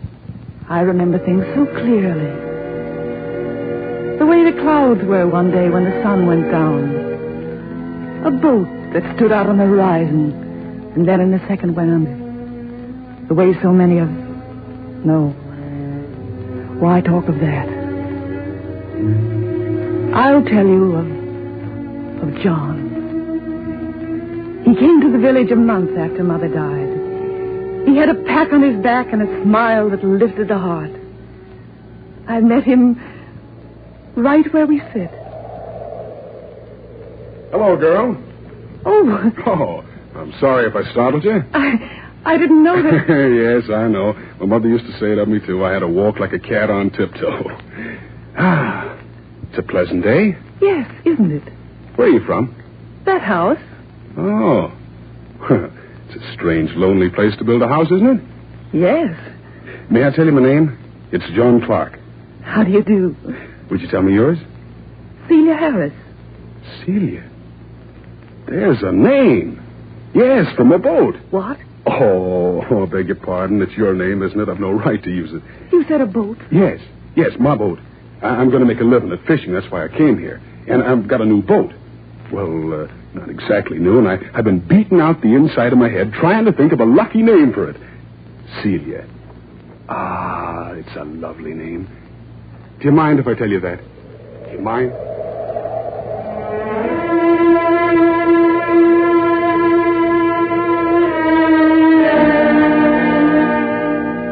I didn't mind. I didn't mind anything he told me. The village was so happy the day we married. It's good to remember. Seal? Yes, darling? Now's the chance. What? To get away from them. Oh, but John. Shh, now, quiet. Now, slip easy as a ghost around the corner. Now, come on, run. Oh, they'll never forgive us. Go on now. It's the dancing and the drinking that they're after. Now, come on. Faster. Oh, I can't. Yes, oh, you really? can, Seal. Come on now.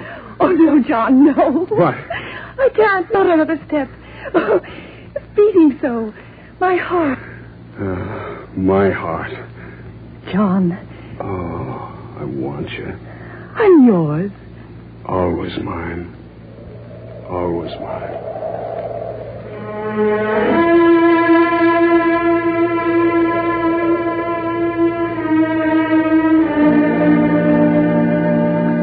Always mine.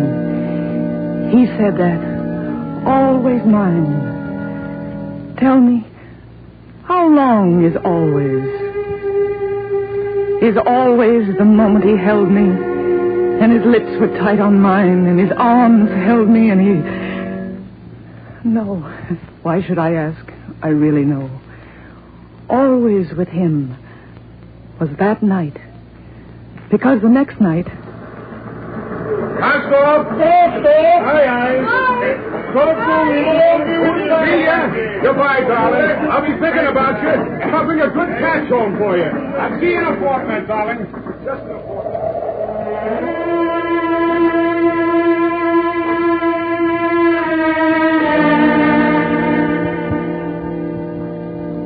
He said that to me. But in a fortnight, he was... dead. I think it. I can't say it. It's been so long, and yet I can only think it. Dead. Do you know what that means?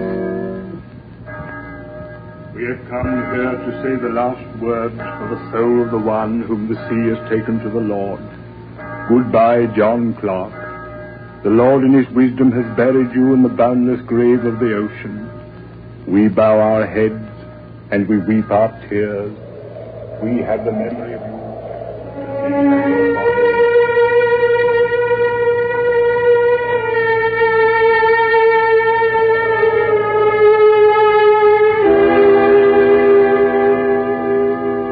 Do you know what that meant? I was alone again. Yes, alone again. The Widow Clark. Hi, the Widow Clark. I ran from the village, back up the long path to my house, and all the way it was tearing in me. I won again, alone again. But a new loneliness, a horrible loneliness. When you've had nothing, all right, you know nothing. But I'd known something now. His look, his laugh, his lips, his arms, the crush of his arms.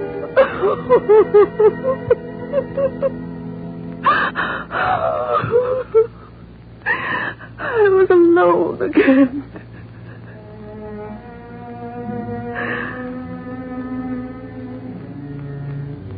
A day and a night. A day and a night. One after the other. An empty day after an empty night. That's what was ahead of me. And that's what I had. An empty day and an empty night. An empty day and an empty night. Over and over and over. And there was no end. There could be no end until there was an end of me. No end to it. Until there was an end of me. And then... I heard it from far down the village. I couldn't quite understand. One of the men waving his arms at me and shouting. War! War! But everybody had said... But wait. If war had come, there'd be something for me to do. Yes. Fill the emptiness in me with something to do. Yes. I'm sorry, Widow Clark, but there's nothing for you to do.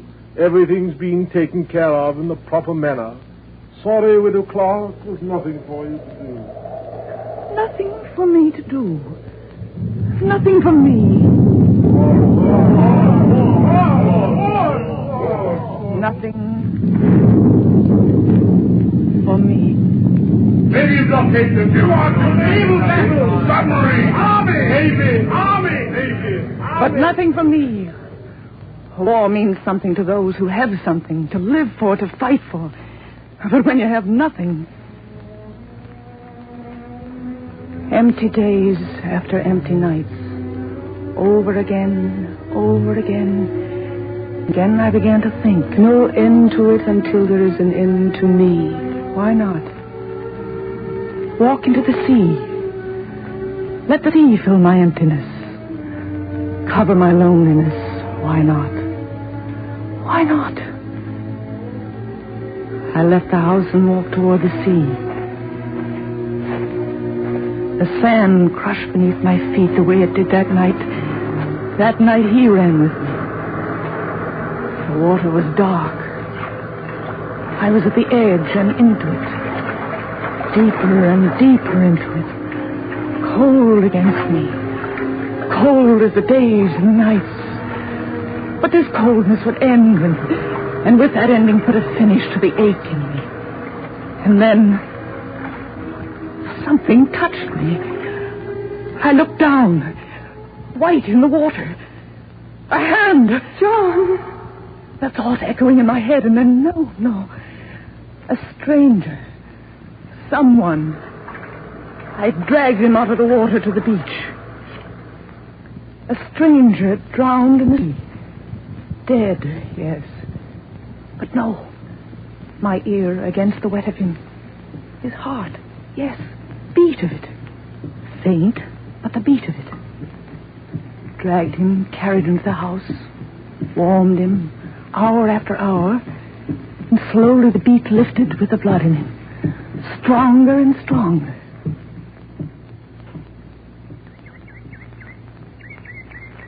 Morning. He opened his eyes. In the first light of the sun, I saw they were blue.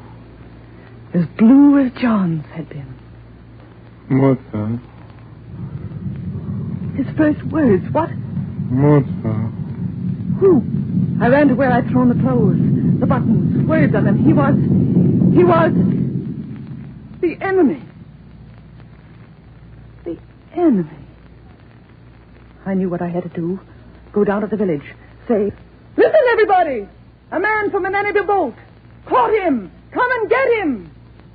An enemy. Come and get him. I went back to where he lay. He was sleeping now. Sleeping. I looked at him. Something twisted in my heart. He slept the way John had slept that night. Head in the crook of his arm.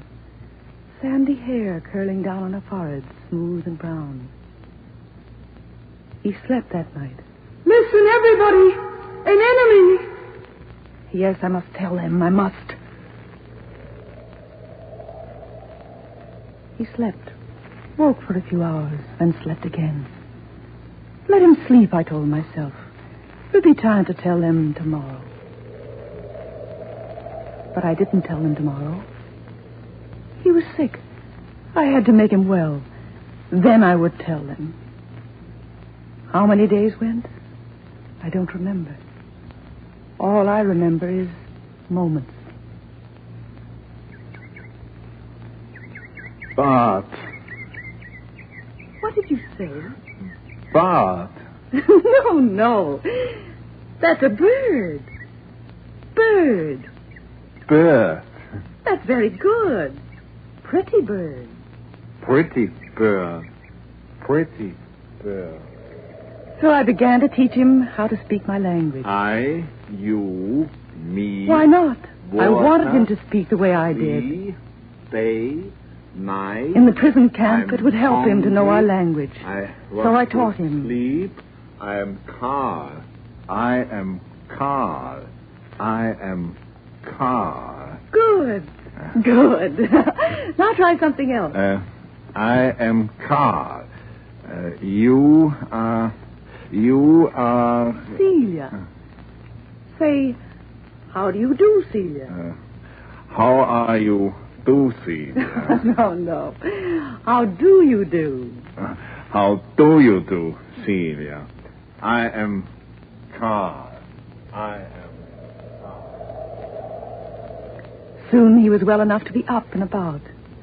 I gave him a suit of John's to wear. He would sit in a window looking out at the sea, and I would work. And listen to him. It was good. It was good to know that someone was there.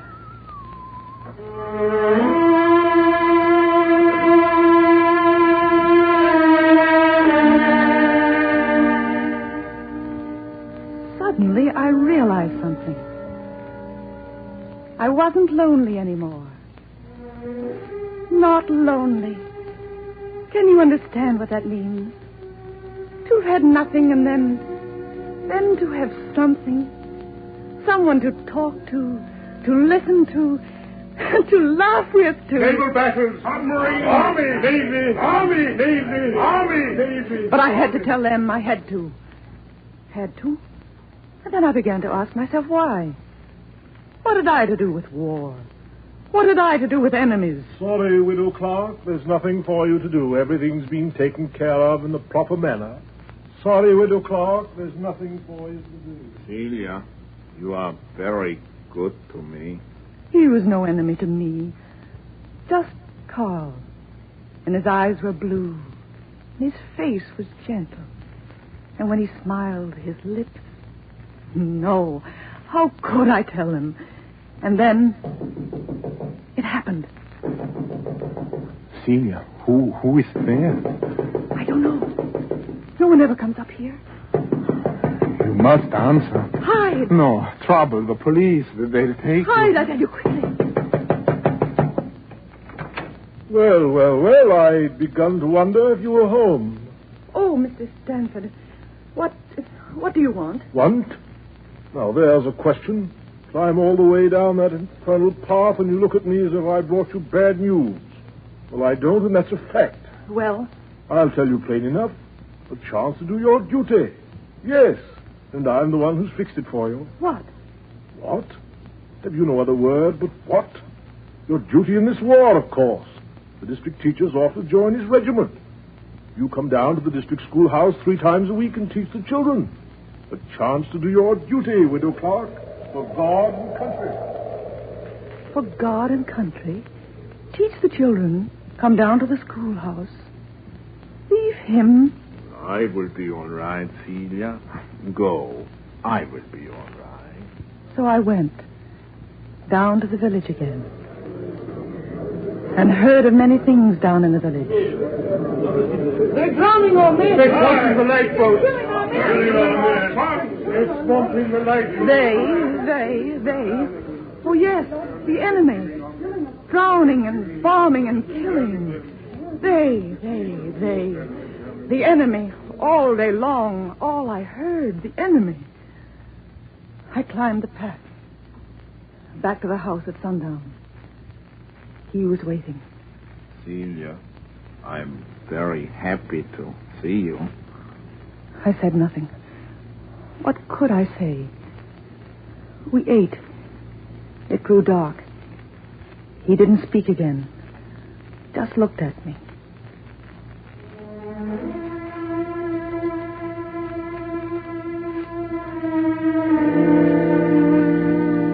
And then, suddenly, it was as if he were gone. As if I had told him, and he'd been taken away. I was alone again. Alone again and lonely. No one near me. No one to talk to. The emptiness of the days again. No. I couldn't go back to that again. I couldn't.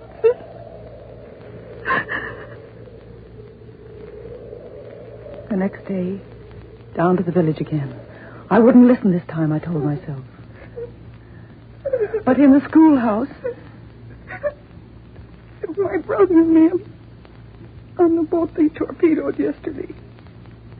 They killed my only brother, man. They again. They're drowning our men. They're killing our sons. They're killing our fathers. Drowning our men. They're drowning our men. Hey.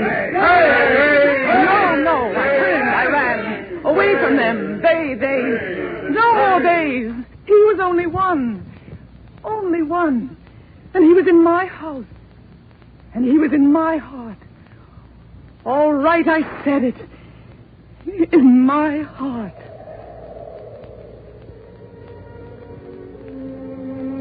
He spoke to me that night. Celia, I want to say something to you, please. Yes, Carl. You are not happy. No. It is me. I know I'm... Carl, please. If I could speak well enough to tell you... What? That all these days I've been with you, I've been thinking, and I have been learning that what you and your people think is right. And because it is right, it will live. I know that now. And so the hate is not ours, not yours, not mine. Oh, Carl. Celia. Not yours, not mine. I love you, Carl. I love you, Carl. So I said it. And his arms came close around me. And there was no earth or sky or death.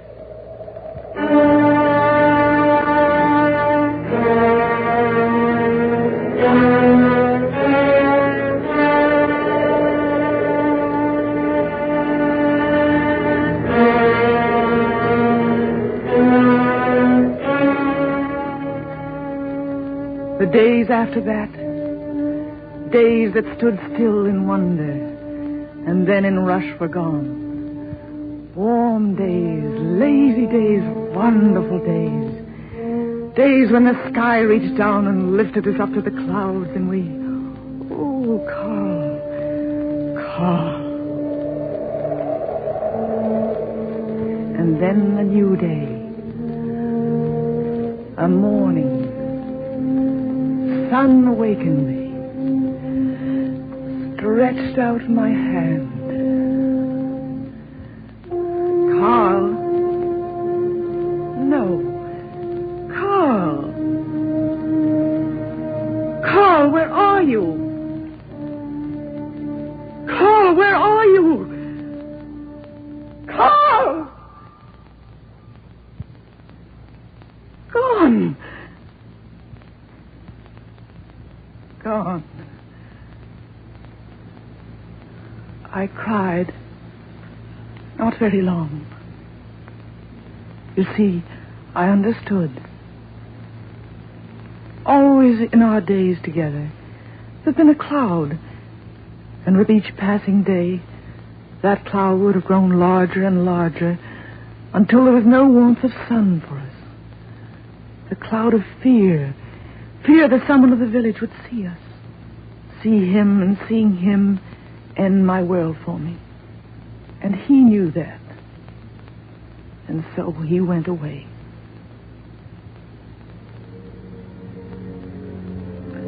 Where? I don't know. I like to think he took a boat during the night and sailed out to sea in it, back to where he came from, back to his small village by the cliffs. I like to think that. I know someday the fighting will be over. It must end. He said it. And so the hate is not ours, not yours, not mine. It will end. He'll come back to me. And I'll never be lonely anymore.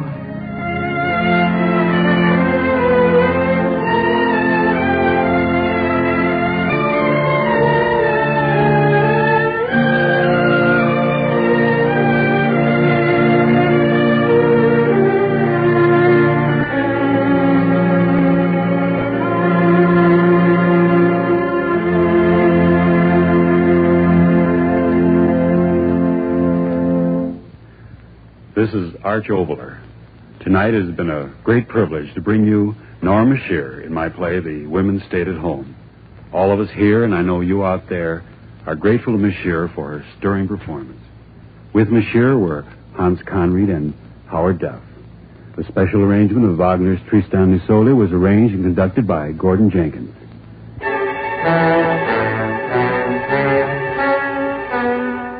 This is Orson Welles, speaking from London.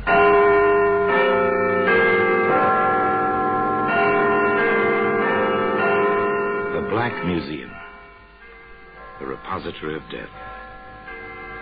Yes, here in the grim stone structure on the Thames, which houses Scotland Yard, is a warehouse of homicide, where everyday objects, a skillet, a screwdriver, a photograph, all are touched by murder.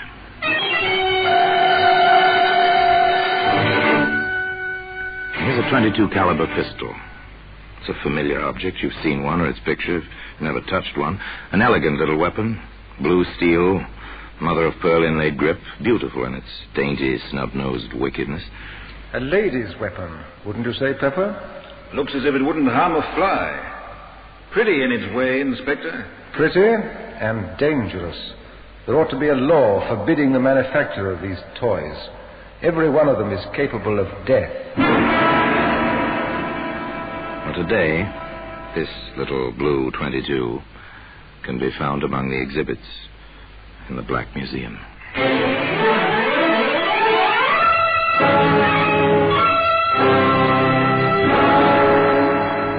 From the annals of the Criminal Investigation Department of the London Police, we bring you the dramatic stories of the crimes recorded by the objects in Scotland Yard's Gallery of Death, the Black Museum.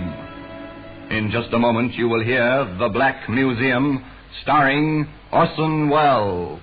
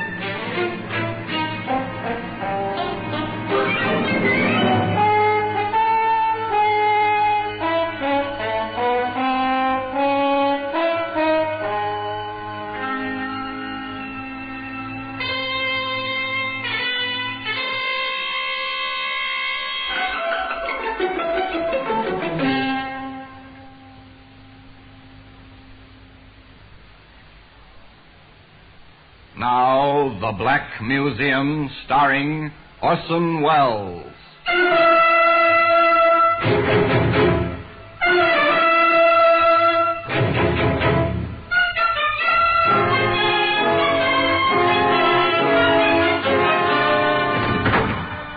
Well, here we are, in the Black Museum.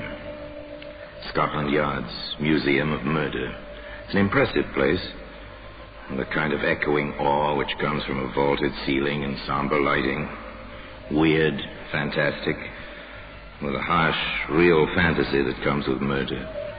Here lies death, and so neatly. Each object placarded with a small white card labeled with black lettering, name, place, date, disposition of the case. Here's an odd-looking ashtray, soapstone. It's carved rather nicely with the crouching figure of a woman. Something decorative for your living room, but observe closely now the red-brown stain on the rim. Lift up the tray, hold it by the figure of the woman. Oh, yes, it's comfortable in your hand, and suddenly, this is a weapon. Ah, here we are, a little blue .22. Well, it's silent now. It was silent, too, during Vivian Davis's cocktail party in London's smart, sophisticated West End. In Vivian's quite chic apartment. It was not destined to be silent, though. Not very long. It's a nice place, Vivian's apartment, if you go for ultra-modern glass and metal combinations. Nice people, too. Well, nice looking, anyway. Young men are quite impeccable. The young ladies are lovely, lush, well aware of the well-put-together attractiveness. Oh, yes, these are the chic young people. Larry, darling, have you been watching Vivian and Donald? What else, sweet? They are at dagger points, aren't they? Well, frankly, Larry, if Viv has one more martini, she'll kill Donald with a look. An alcoholic look, at any rate. But why all the fuss and bother? If Donald wants to play, she ought to let him. I know at least 3 males who are perfectly willing to give Viv a time, really. Mm-hmm. Including yourself, Larry, my sweet? No, darling, I'm the 4th. But then why bother? A trifle strange, isn't it? The ultra-sophisticated, the over-civilized, and yet, beneath the polish, the same old jealousy that you can find in savages. Oh, yes, simple jealousy. For instance, at this moment, Vivian herself is approaching the chrome and plastic bar where Donald is mixing a drink. Donald, haven't you had enough? You're quite tight, you know. Am I? Really? I asked you, Donald, haven't you had enough? I don't believe I have. Will you have one, dear? I've had enough, let me tell you. This is my party. You might be polite enough to pay some attention to me and a little less to that strawberry blonde. Oh, she's quite attractive in a leggy sort of way. Oh, yes, quite elemental beneath the polished surface. An interesting situation. It continues, of course, as long as the party lasts.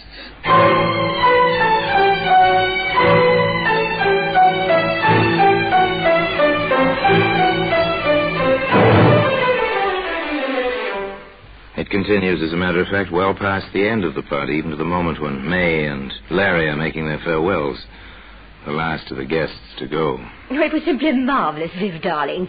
Just delightful. I always adore your parties, Viv. The liquor flows like water. Oh, thank you both for coming. My little parties wouldn't be the same without you. Isn't that so, Donald? Huh? Yes, of course. Coming, Donald, old son? Well, I don't exactly know. Larry, please. What? Oh, put my foot in it, haven't I? I'm sorry, old man. Au revoir, Viv. Let the martinis run again sometime soon. Bye, darling. Ring me, won't you? Oh, soon, darling. Quite soon. Donald's for it now. Did you see the look in her eye? Come along, dear. Don't be catty. Oh, I don't know. The party's over now. Silence descends on the carpeted hallway. For a moment or two. And then, through the muffling walls... You stupid little, silly little beast on that woman. Oh, stop it, Viv. I'm not interested in her. Don't you make me look like a perfect idiot. And there's this woman. A jealous woman. Where does it go? Isn't it obvious? Of course. Somebody's bound to be hurt.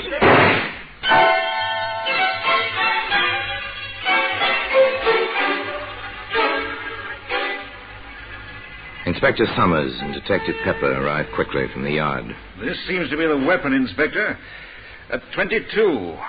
Blue steel, mother-of-pearl grip. A lady's weapon, wouldn't you say, Pepper?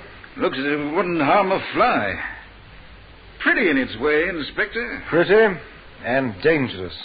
There ought to be a law forbidding the manufacture of these toys. Every one of them is capable of death. Funny. What is? The body, out here, on the landing. Yes. Well, we'll find the reason for that shortly. Not much blood. 22s don't make much of a hole. Stay here, Pepper. I want the pathologist to see the body before it goes to the morgue. You know the procedure. I'll be inside with the prime and only suspect. Yes, sir. I understand.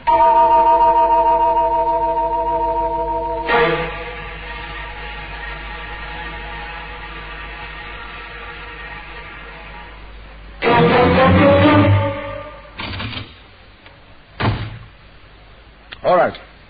Tell me how it happened. Don't you dare to talk to me like that. Take hold of yourself, Miss Davis. I need the answers to a few questions. I'll answer that. Don't you dare. That's my telephone. Yes? No. This is Inspector Summers of Scotland Yard. I see. I'm sorry, Lady Munsey, you can't speak to your daughter just now.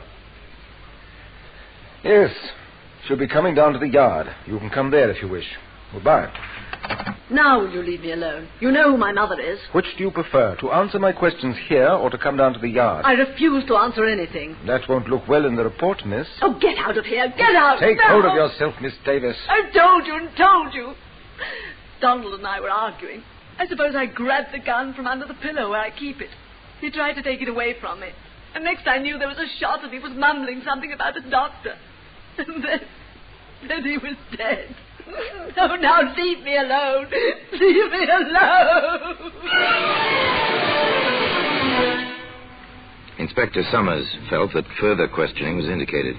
The location he chose was his own office at the yard. Where did you get the gun, Miss Davis? My husband gave it to me several years ago. Are you married? I was. I'm divorced. Inspector Summers thought of many questions. Where did you struggle over the gun? In the bedroom. I see. Why do you use linoleum for a floor covering in the bedroom? Oh, because it's easy to keep clean, and because it's chic, and because... Oh, what has that to do with Donald? I'm asking the questions, Miss Davis. Oh, yes, there were many, many questions. How long have you lived at that address? How long did you know Donald Martin?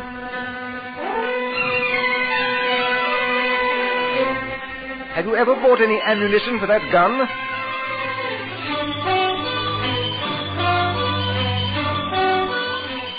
What were you quarreling about? It went on and on. And finally...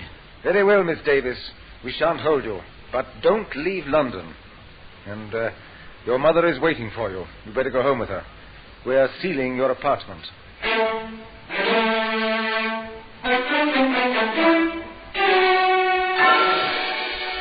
An inconvenient matter, violent death from a gunshot wound. Apartments are sealed, people investigate. One's whole life is turned inside out. And then there are the experts. The scientific facts contradict some of Miss Davis's statements, Inspector. They do? For instance? There's no evidence of any scorching of the clothing round the bullet hole. From that fact and the spread of the smoke stain, I deduce that the gun was held from 3 to 6 inches from Martin's chest. As the blood ran down the chest, he must have been standing at the time. It would be practically impossible for him to hold the weapon himself in that position. Could he have clutched the barrel, say, in an attempt to take it away from Miss Davis? In that case, his fingers would be singed, or at least blackened. They're not. I do not believe that the man was touching the weapon at all when it was fired. An embarrassing conclusion, to say the least. There were other things. I've checked Martin's shoes at the morgue, Inspector. Well? If they struggled in that bedroom, on that polished linoleum floor, his shoes would have had to scratch the floor. They're leather-soled, and they have metal taps on the tips. Very good. Another discrepancy. Now, Pepper, I think we'd better have a bit of a talk with the neighbors. Are you certain of that, Mrs. Merritt? I am positive. It's not the first time they yelled at each other, those two, and the walls are thin. Do you have it down, Pepper? Yes, sir. They had a quarrel about 2 weeks ago. He left. She leaned out of the window, only half-dressed, and shouted at him, "Laugh, baby, laugh for the last time." And then she fired a gun at him. Thank you. Now then, Mrs. Merritt, before the shot last night, did you catch any of the words they said? His? Oh, no, sir. But, well, her bedroom is next to mine, and I heard her say, as clear as day, and at the top of her lungs, "I will kill you." Thank you, Mrs. Merritt. Anything else? No, sir. Very well. Let's go, Pepper. All right, Pepper. I think we have the makings of a case. Pick her up. We'll book her for willful murder. And today, the little blue 22, which was to play such an important part in the case, can be seen among the other exhibits in the Black Museum. In just a moment, we will continue with The Black Museum, starring Orson Welles.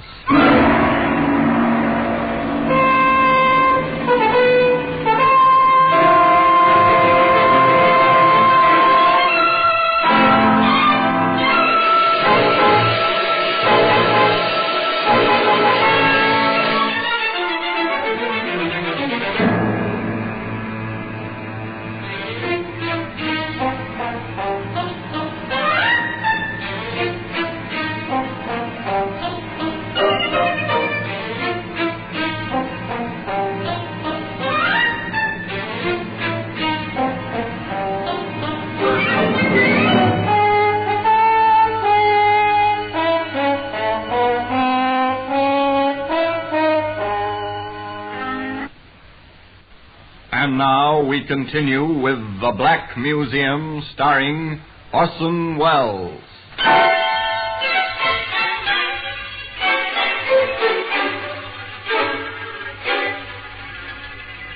As the inspector said, they felt they had a case. The evidence was piling up. Vivian Davis was arrested. Her defense counsel was a distinguished member of the bar. And the prosecutor assigned was no less brilliant. But some of the conversation about the case was, well, a lot less brilliant. Why, if Larry and I had stayed, we might have seen the whole thing. And darling, those letters. Imagine leaving letters like that lying in your bureau drawer, where anyone might find them.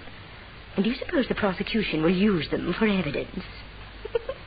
This is one trial I simply shall not miss. Let me say here and now, if May owns a gun, I'm walking out, and at once. But Viv always was unstable, you know. That's the kind who'll pull a gun on you when you least expect it. Not for me, old man. Not for me. I always said she was no better than you'd think. Wild parties at all hours, firing guns around, drinking. Oh, I dare say the woman wasn't happy. But then who is? Now I ask you, who is? Poor Viv. I understand the food in prison is all starches. Seen the headlines? This is a juicy one, what? I'm to be a witness? You don't say. Really now? You don't say. They tried the case in public gossip long before it came to proper trial. And when the proper trial began, the courtroom was crowded naturally with bright young women and polished young men, the familiars of the defendant. This, however, failed to ruffle the solemnity of a British court. I shall permit no demonstrations. At the least lapse from proper decorum, I shall have the courtroom cleared. And that settled that. The trial proceeded. Vivian Davis, in simple black, sat in the dock between the two wardresses assigned to guard her. On the witness stand, the pathologist repeated his evidence and his conclusions with the prosecution. There was no cross-examination. With Inspector Summers, it was another matter.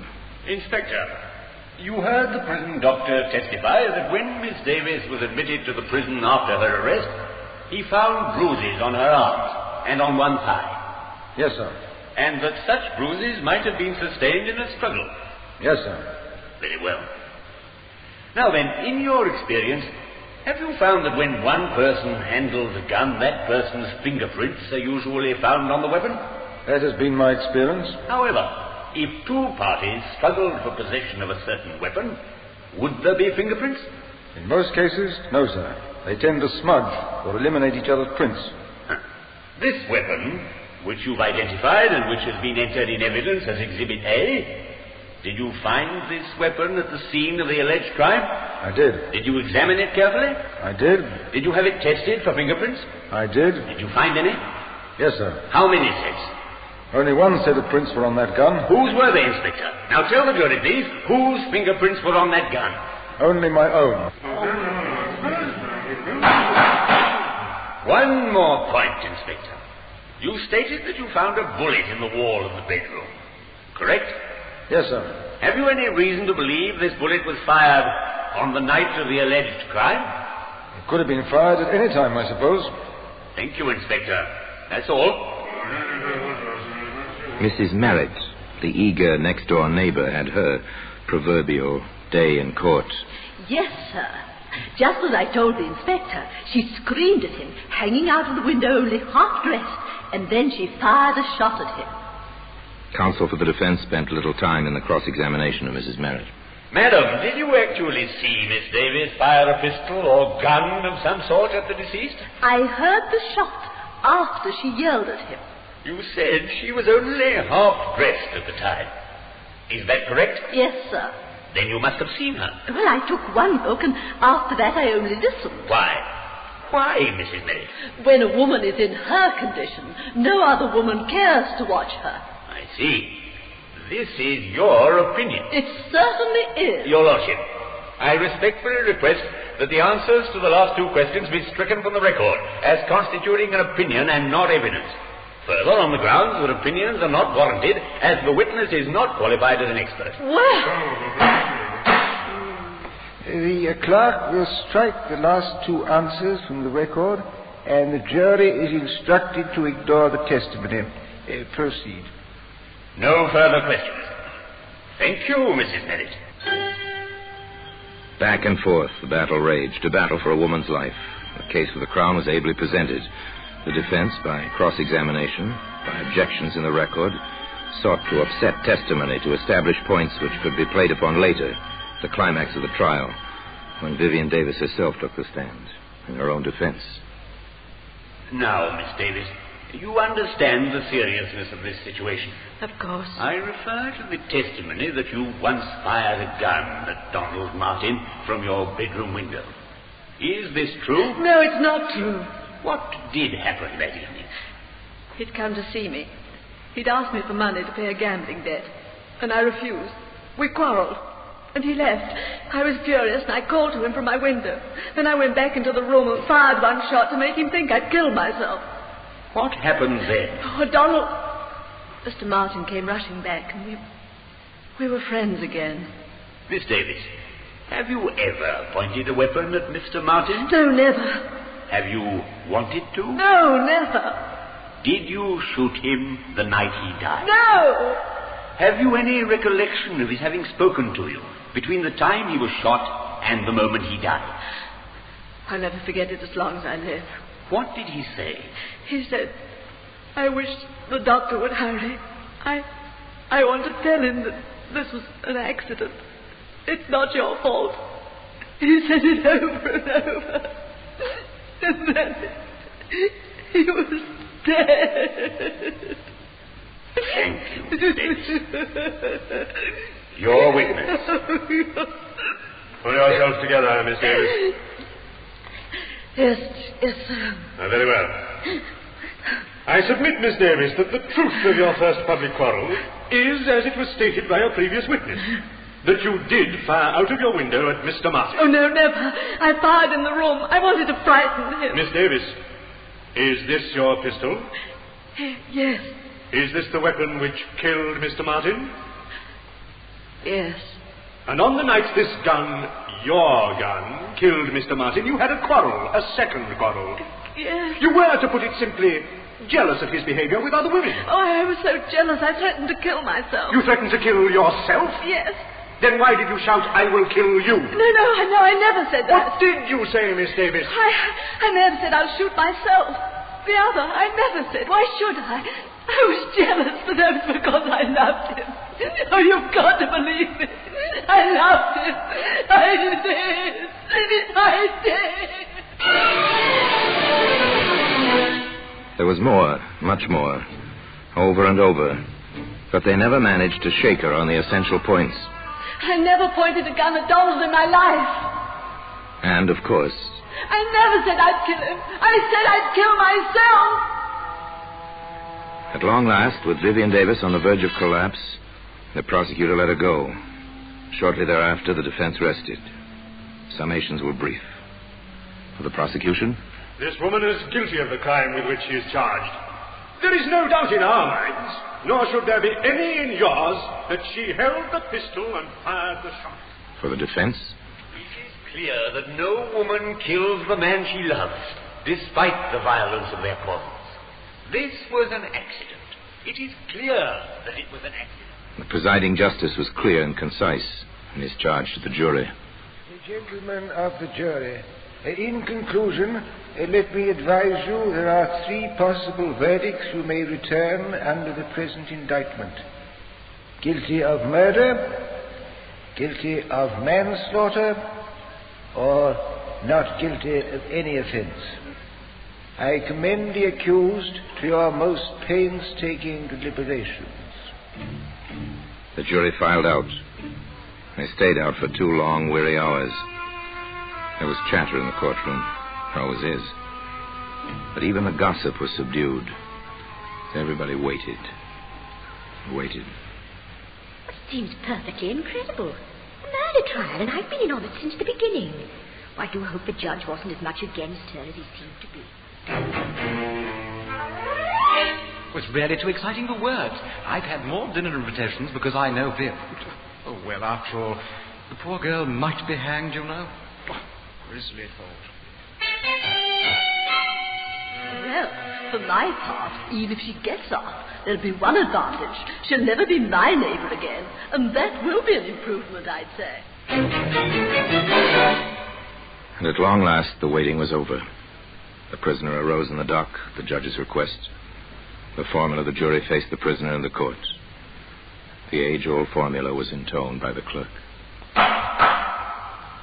Members of the jury, have you agreed upon a verdict? We have. Do you find the prisoner guilty or not guilty of murder? Not guilty.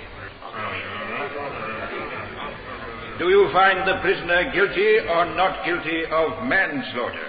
Not guilty.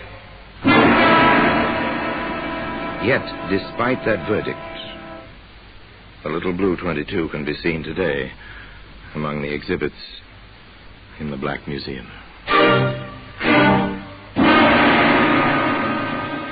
Orson Welles will be back with you in just a moment.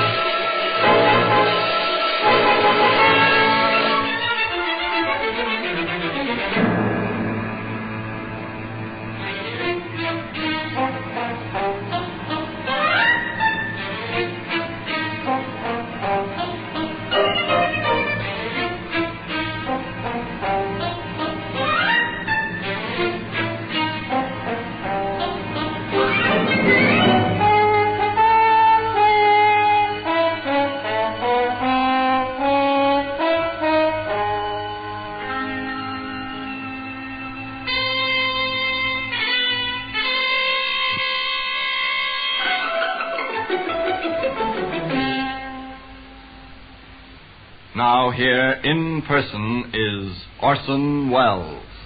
Yes, they let Vivian Davis go free. In many minds, the question was, and still is, did Vivian Davis get away with murder?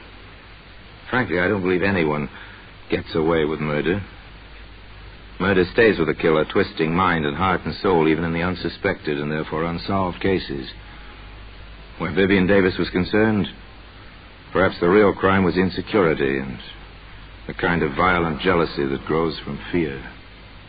I don't know. That's for the psychologists, not for you and I to decide. Meanwhile, the little Blue 22 remains in its customary place in Scotland Yard, in the Black Museum. And now, until we meet again next time, in the same place, and I tell you another story about the Black Museum, I remain, as always, obediently yours.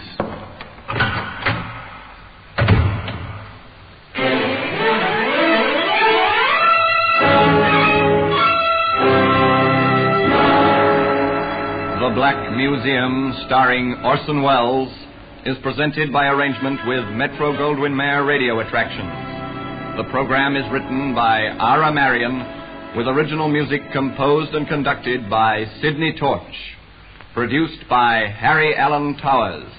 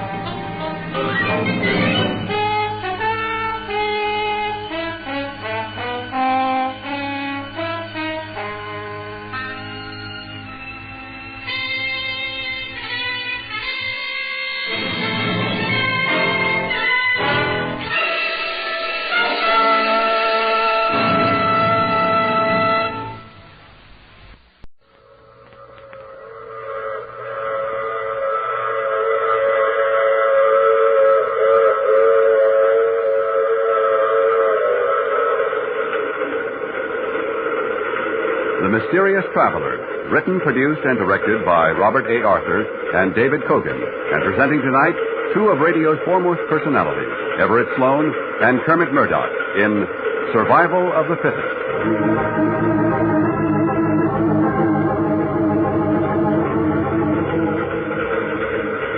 This is the Mysterious Traveler, inviting you to join me on another journey into the realm of the strange and the terrifying. I hope you will enjoy the trip, and it will thrill you a little and chill you a little. So settle back, get a good grip on your nerves, and be comfortable, if you can, as we hear a strange story of hate and intrigue. I call it Survival of the Fittest.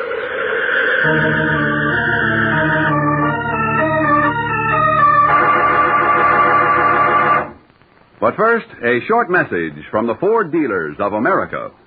Over 120,000 delighted motorists are already driving the new 50 Ford. Here's what Mrs. Emily E. Curry, a welfare worker, said about her 50 Ford. As a welfare worker, I'm constantly on the go, and I must have a car that's dependable. But being a woman, naturally, I want a pretty car, too.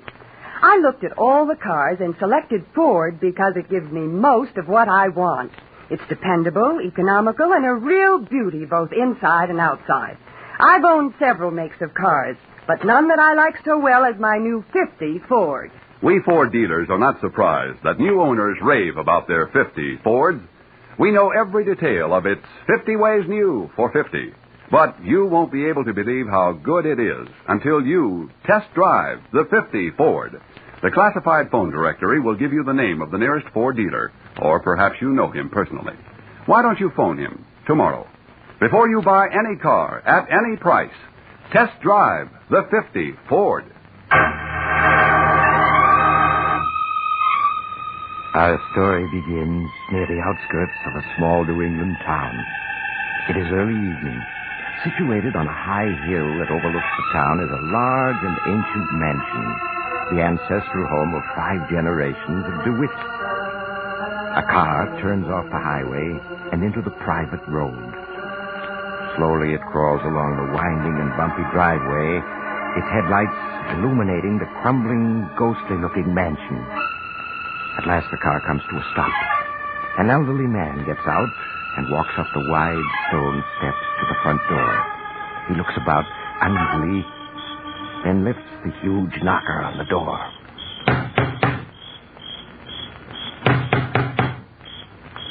Skylar, open up. Let me in. Skylar, open up.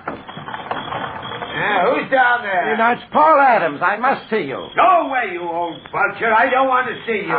Skylar, I'm your lawyer, and I demand that you let me in. No one set foot in this house. No one, do you hear? That includes you. I've got to talk to you. Now, you've got a great many legal matters to discuss. Just leave those legal papers on the front steps and get off my property. I'll look them over in my own good time, just like I've always done. But, Skylar, now, how can don't argue, you old vulture. Just do as I say. All right, Skylar. I'm leaving the briefcase by the front door. I'll look everything over. I'll be back tomorrow night to pick it up. I thought you'd see it my way. Now get off my property. You're trespassing.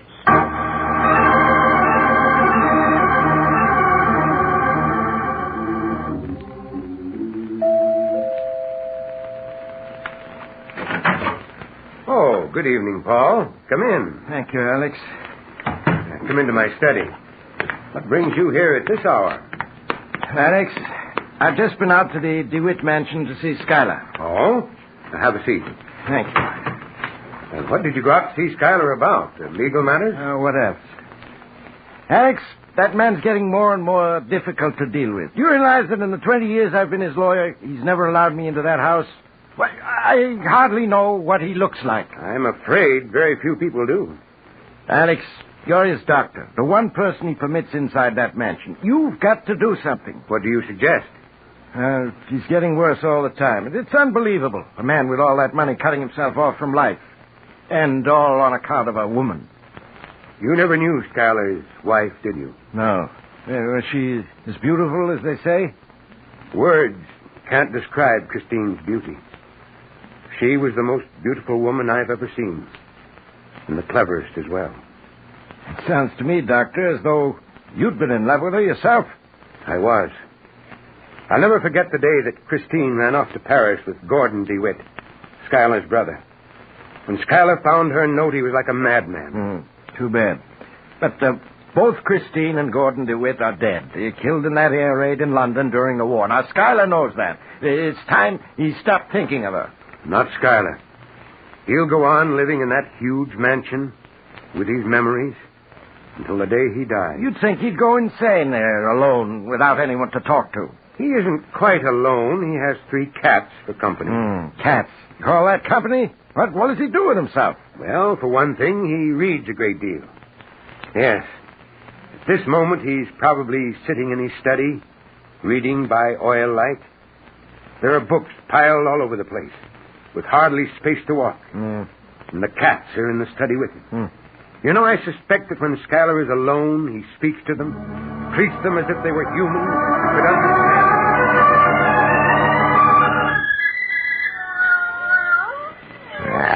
This book, Socrates, was written by a fool. Sheer nonsense, every word of it. Don't know why I wasted so much time on it. Well, enough of it. It's well after midnight, and we... What infernal fool is at our door at this hour? It couldn't be Dr. Stevens. He's got more sense. Must be that lawyer of mine, Paul Adams, come back again. Don't know why I put up with that man. Hey, who's down there? Come down and open the door, Schuyler. I want to see you. Go away, whoever you are. Don't you recognize my voice? Who is it? It's your brother. My brother? What do you take me for, a fool? Get off my property. Come down and open the door, Schuyler. It's Gordon. His voice, but it couldn't be. It couldn't be. You hear me, Schuyler? No, you can't be Gordon. Gordon was killed in an air raid during the war. He's been dead 5 years. So everyone believes. I have a cigarette lighter here. I'll light it and hold it up to my face. There. Gordon. It is Gordon. Satisfied? Now let me in. So you're alive, huh? And you've come back. This is the last place in the world you should have returned to, Gordon. Perhaps. You coming down to let me in? Yes, Gordon. I'm coming down.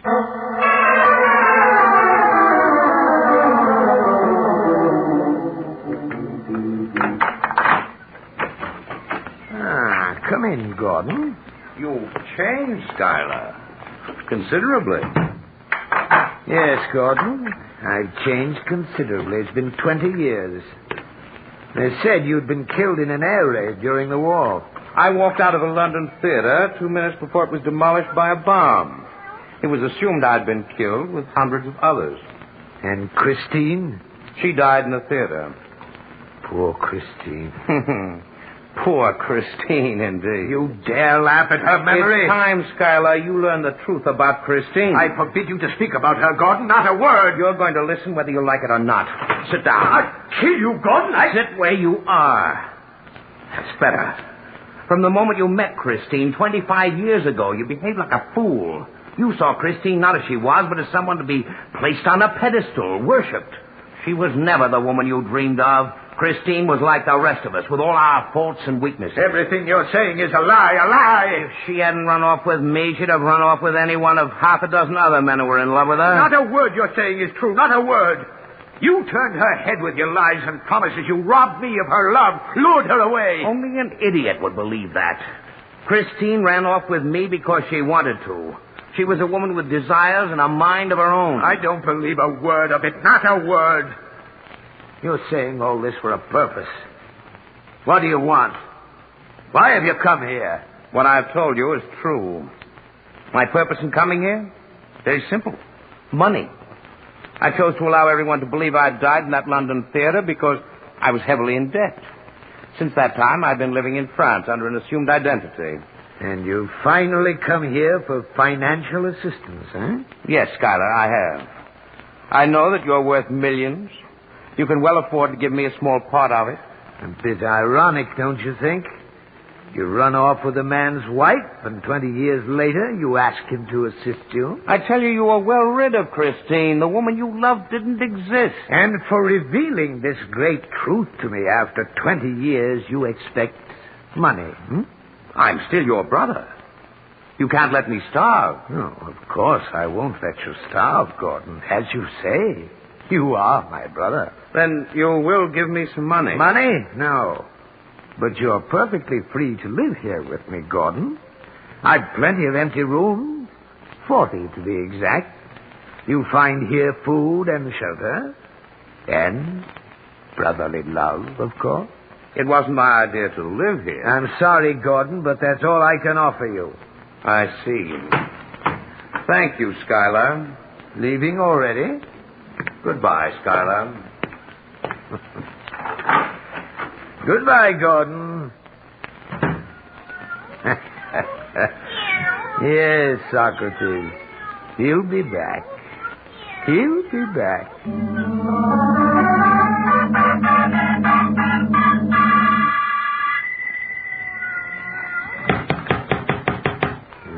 Someone at the front door.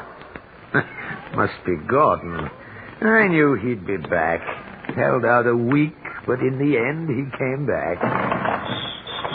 Who is it? Dr. Stevens. Oh, you, Doctor. Come down and open the door, Schuyler. It's been 6 months since you've let me in. It's time you had a checkup. Go away, Doctor. I'm feeling fine. Oh, are you now?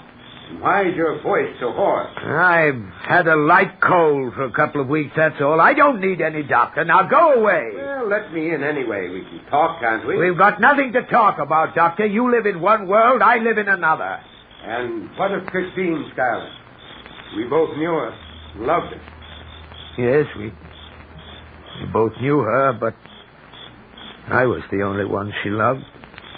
Everything he said was a pack of lies, nothing but lies. What's that? Schuyler, let me in. I can't hear you from here. Huh? All right. I'm coming down.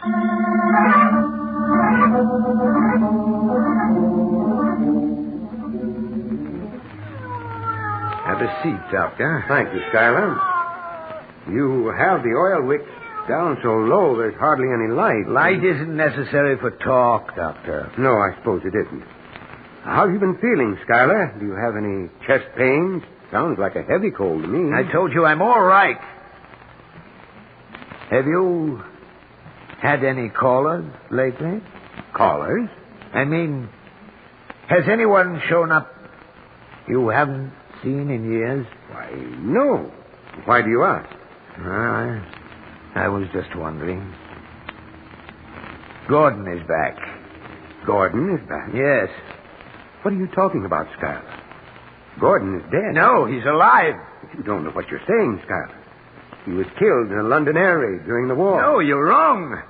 Gordon walked out of that theater 2 minutes before it was bombed, leaving Christine behind. He told me so himself. Told you so himself? Yes, he showed up here a week ago, the same Gordon. 20 years older, a bit down at the heel, but as debonair as ever. And as skillful a liar, I might add. But he's dead, I tell you. Yes, that's what I thought, but he isn't. Trust Gordon to come out of an air raid alive. Schuyler, get a hold of yourself. You imagined it all. Imagined it all? Yes, you didn't see Gordon. It was all an hallucination. Hallucination? What are you trying to say? That I'm going mad? I tell you, he was here a week ago, sat in the same chair you're sitting in. How could he, Schuyler, when he's dead? But he isn't. Schuyler, listen. I was stationed in London during the war. Knew the medical officers whose job it was to treat the air raid wounded and identify the dead. What are you getting at? I spoke to the officer who identified Gordon and Christine. What? Yes. Both were horribly mutilated, of course.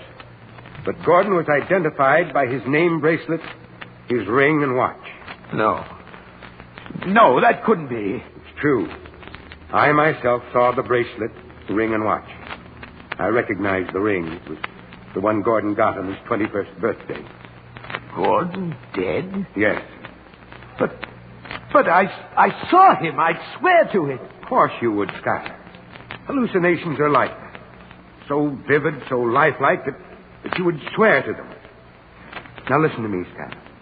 You know I'm your friend. Have been since we were children.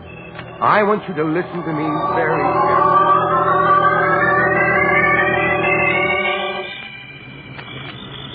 Good night, Schuyler.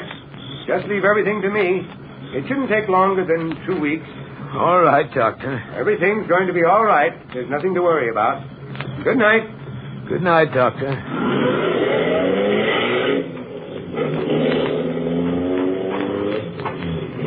Good evening, Schuyler. Wait.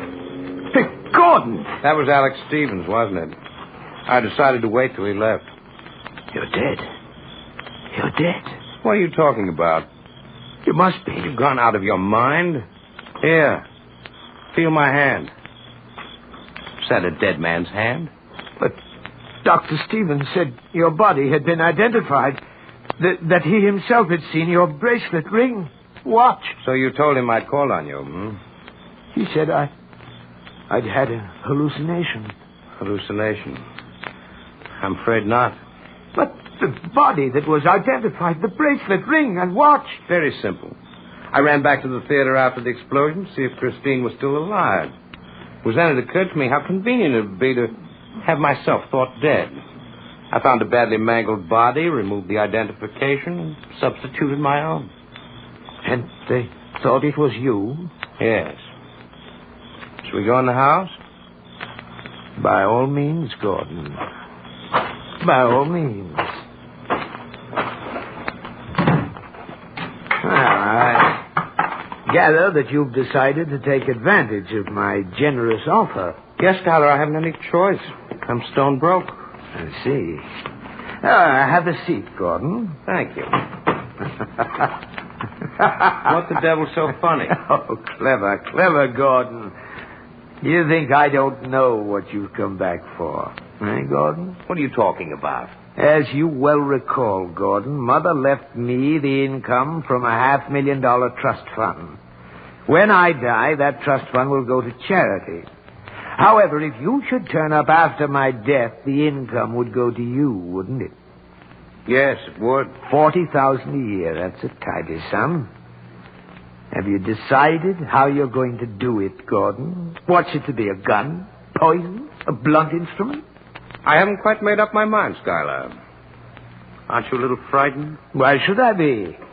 You're going to find me a very difficult problem, Gordon. Unless I die a natural death, you'll be open to suspicion when you appear to claim the income from the trust fund. I'm aware of that, Schuyler. Yes, indeed. I'm going to be quite a problem. Perhaps even a bigger one than you think. I don't think so, Schuyler. No? How can you be sure, Gordon, that you won't wind up as the victim? After all, it would be a simple matter for me to, say, poison you, bury you in this cellar. As far as the world is concerned, Gordon DeWitt is dead. No one would come looking for you. I'm also aware of that, Schuyler. I shall be on my guard. Yes, Gordon. Be on your guard. For I suspect that in a very short time, there's going to be one less DeWitt in this world.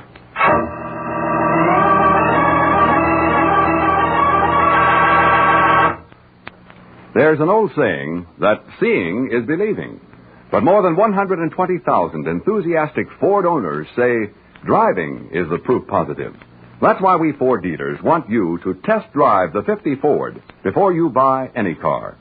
You get the quality feel the moment you slide behind the wheel. A finger's touch brings the great new V8 engine into quiet, eager life. And then as you start your test drive, you'll feel the tremendous power and acceleration at your command. You'll immediately notice the quietness of both the motor and the sound-conditioned lifeguard body. Take out over a rough, tough road and marvel at the way the midship ride floats you across those bumps. Test drive those 35% easier-acting king-size brakes. The lightest touch brings you to a safe, sure stop. Any Ford dealer will arrange a test drive. If you don't know him personally, he's listed in the classified phone book. Call him tomorrow. Before you buy any car at any price, test drive the 50 Ford. It will open your eyes. Now, back to Survival of the Fittest.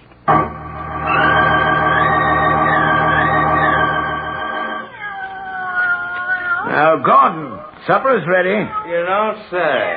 No doubt another one of those indigestible affairs you call supper. Well, you haven't died yet from one of my meals, Gordon, and you've been here 2 weeks already.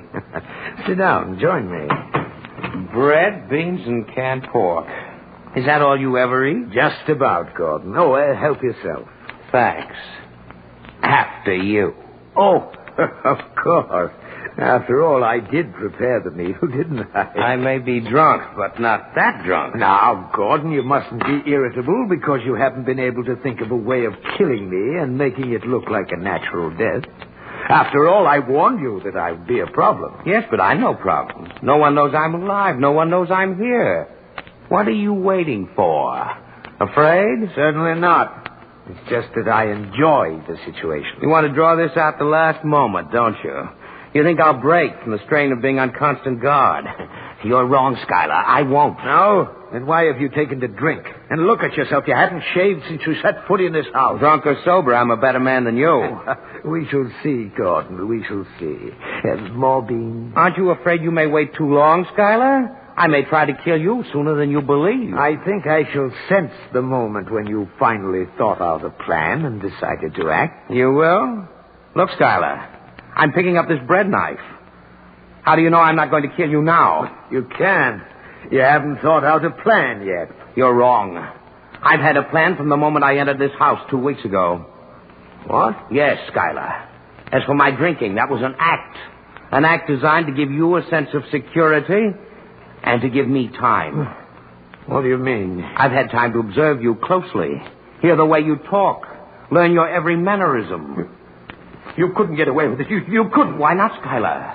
Only one person ever sets foot in this house, Dr. Stevens. He sees you rarely, and only for a few minutes. The light is always dim. At best, you're a shadowy figure. He'd sense the difference. You'd be caught. No, Schuyler. There's a strong resemblance between you and me, and with this beard I'm growing, he'll never know the difference. No, you don't. You robbed me of Christine, but you won't get my money. You won't get my money. I'll get it. As I've gotten everything I wanted. No, don't. You stabbed? Oh. You're dying, Skylar. You hear? You've lost. They'll hang you for this, Gordon. They'll hang you. No, Skylar. But when you die, I'll be Skylar DeWitt. I'll bury you in the cellar, and that will be the end of it all. Never get away with it. But I will, Skylar. And I want you to die knowing that. Your millions, Skylar. They'll all be mine. No. You... Skylar? Poor Skylar. He never had a chance.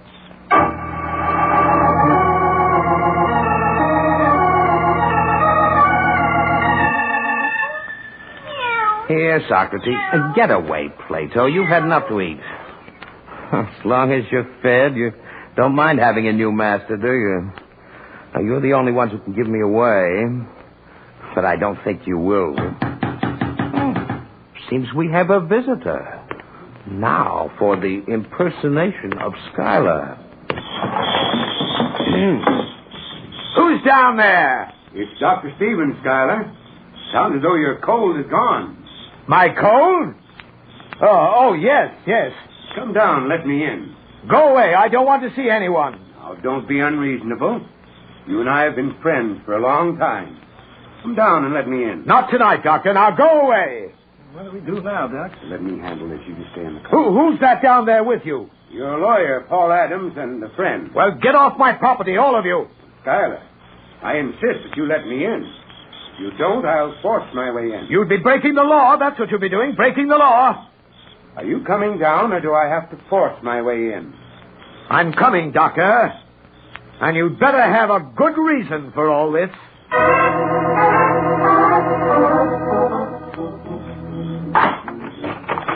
Well, what is the meaning of this, Doctor? Oh, Skylar, I told you I'd be back in a couple of weeks. Well, maybe you did, but that doesn't mean I have to see you.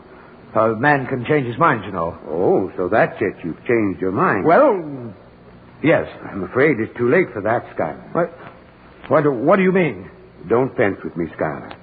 I thought we'd gone over this already. Well, maybe we did, but I don't know. Believe me, Skylar, it's for the best. Have you packed? Packed? I'm not going anywhere. I told you it's too late to change your mind. Now let me get a few of your things together. I'm not going. I'm staying here in my home. Skylar, I'm your doctor. I know what's best for you. Don't compel me to use force. Force? Yes. This is my house, and if I want to stay here, I'll stay. Now get out. Are you forgetting this, Skylar? What's that? You know very well what it is. These are the papers you signed the last time I was here. Papers? Yes. Committing yourself to an institution. Don't you remember? Institution? You don't remember. Which proves how right I was. First, hallucinations. And now, loss of memory. Come along, Skylar. No. You can't put me in an institution. I didn't sign those commitment papers. Please, Skylar. I'm not Skylar. I'm Gordon. Gordon DeWitt. Gordon DeWitt? Yes, Skylar's dead. I'm Gordon. I'm not insane. Of course you're not. Now, come along. I tell you, I'm not Skylar. Skylar's dead. He's buried in the... Yes? Nothing. I guess you're right, Doctor. I am Skylar DeWitt. I've got to be Skylar DeWitt. I've got to be.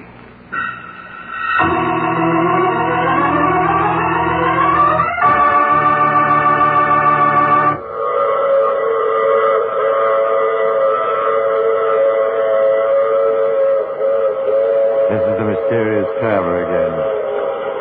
Did you enjoy our trip? What happened to Gordon DeWitt? Or should I say, Skylar DeWitt? Well, the poor man was taken to a mental institution, and quite depressed he was, too. In the months that followed, he could never quite make up his mind who he was. One moment he would insist he was Gordon DeWitt, then the next moment, suddenly frightened, he would claim he was Skylar DeWitt. Looks as though the poor fellow is a hopeless case, and he's doomed... Oh, you have to get off here. I'm sorry. I'm sure we'll meet again. I take this same train every week at the same time.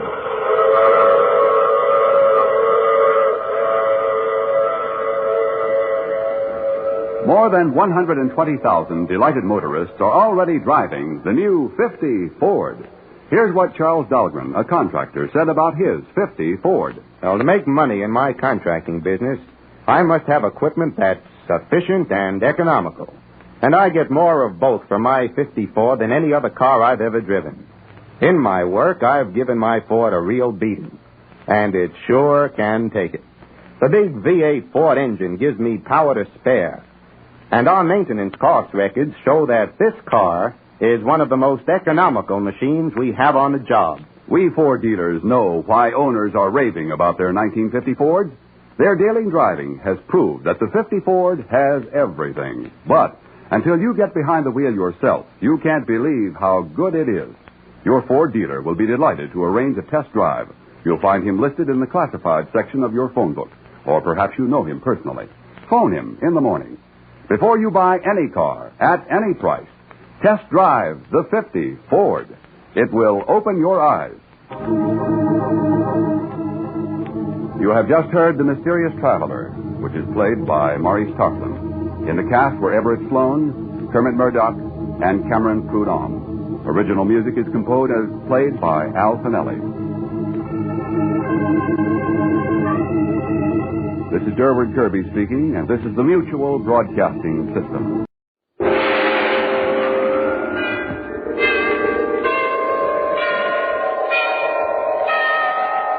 Sunrise and sunset, promise and fulfillment, birth and death. The whole drama of life is written in the sands of time. We present a new series of radio programs, The Clock.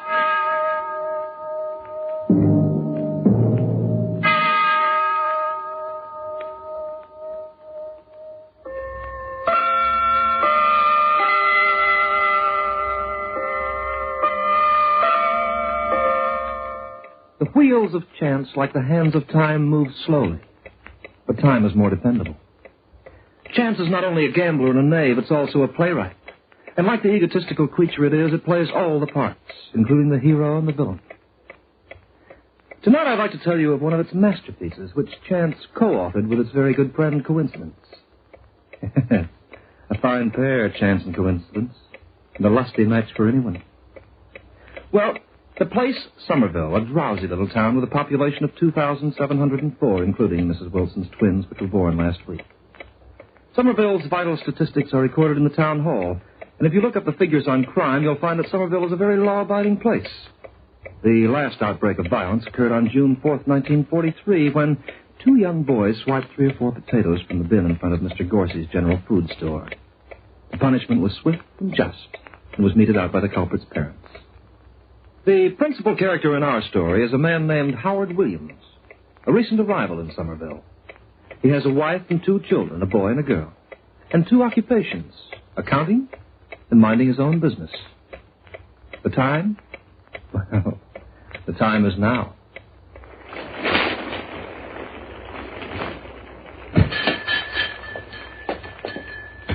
Oh, good evening, Mr. Williams. Good evening, Mr. Hawley. I took 2 of your papers from the stand outside, the Star and the Gazette. Oh, that's 8 cents. Anything else? Not just now, thank you. Good. I understand you got yourself fixed up at the cottage on Spring Street. Yes, it was quite a break. Houses aren't easy to rent these days. I take it then that you'll be staying in Somerville for a while, hmm? I'm going to make it my home, Mr. Hawley. Oh, now that's fine. That's real fine. You'll find the folks hereabouts are plain, not very exciting, but they're nice people to know. I think we're going to like it here. I'm sure you will. You like detective stories? Not particularly, but my wife does. Oh, fine. Well, now, look, I got a new issue in today. I thought you might like a copy. nice for reading by the fire and scaring the tar out of you on a long winter's night. I'll buy a copy for Hazel. She gets a big kick out of stuff like that. Oh, good. Here you are, Mr. Williams. That's 23 cents in all. Uh-huh. Thank you. This first story sounds like a thriller that's a crime that was almost perfect. Oh, Hazel should like that. She's always getting me into arguments about the perfect crime. She reads so much of this stuff, she believes the perfect crime is impossible. Impossible? Well, don't you? Oh, it seems to me there's many an unsolved murder case in the police files. Of course, I don't know much about those things, but I imagine a man could kill another man and get away with it if he planned it carefully enough. Ah, yes, but there's always a slip-up, isn't there? Well, maybe there is. I couldn't say. No, my business is accounting. I prefer leaving the criminology to someone else. It's a good idea. I want a pack of cigarettes, Kensington. Very good. Here you are, ma'am. Do you know where I can get a room for the night? Somerville Hotel is about 3 blocks up. No, I tried that. I phoned. They don't have anything. Well, the only other place I know of is Mrs. Copp's rooming house.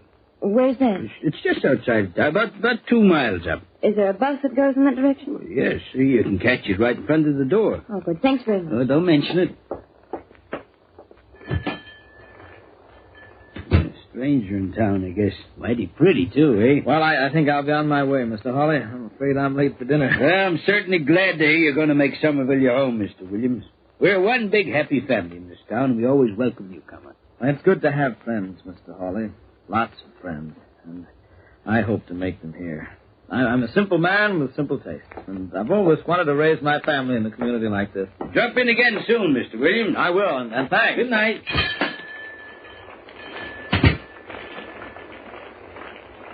Oh, the weather's awful, isn't it?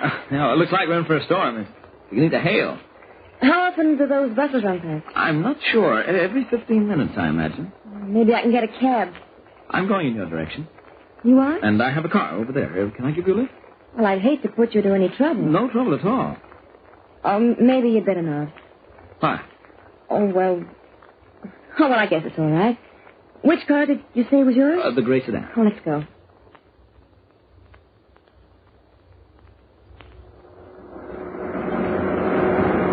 Do you mind if I stop at this gas station for a minute? My tank's a little low. No, it's all right with me. I'll fill her up, mister? Yes, please, and check the oil. Do you have a phone inside? Oh, yes, ma'am. I'll be right back. No hurry. Rough night, ain't it, mister? Blowing up. Better watch the road out of town. This hail ain't gonna do it much good. Well, I'm not going very far. Say, your left front tire's kind of smooth. You better get a change. I intend to buy a whole new set next week. Oh, can I take your order for it? I suppose you can. My name is Williams. I'll run by here on Wednesday or Thursday and let's put them on. Okay. Say, you're new in town, ain't you, mister? We've just been here a little over a week. Well, welcome to Somerville. Thank you very much. My name's Pete. I run this gas station. Anytime you need any advice about your bus, just drop in. No charge for advice to neighbors. That's very kind of you. Yep. We're a small town, maybe, but we get along nicely. City's a good place to visit, but it's no place to live. You never get to know folks the way you do here in Somerville. And they seem like worthwhile people to know. Well, I'll check your battery and your water. You ready? Just about. Look, I changed my mind. I'm not going to that rooming house just yet. Do you know where the turnpike is? It's a mile from here. But it's only a crossroads. Are you driving past? Yes. Then I'll get off there. But there's nothing up the turnpike. Well, Are you giving me a lift or aren't you? Why, of course. Then let's get going, and you can drop me off where I asked you to, at the turn.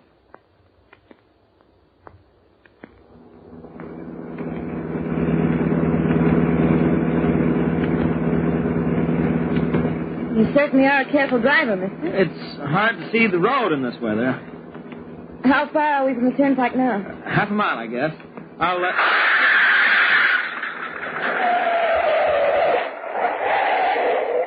What's the matter? I'm almost afraid to look. Just a second. I thought so. What is it? Blowout. Oh, for heaven's sake. I'm sorry. I don't like it any more than you do. It won't do my clothes any good to get down in this mud on my hands and knees, but it looks as if I'm elected. Well, I'm leaving. Well... There's nothing I can do to help, and I'm in a hurry. The turnpike's up ahead, isn't it? Well, just keep walking. You can't miss it. If you wait a few minutes, though, I'll change this No, tire. I can't wait. Thanks for the lift. We'll be seeing you. Be careful. The road's very slippery. Well, I better get started. Looks like I'll be home a good deal later than I thought.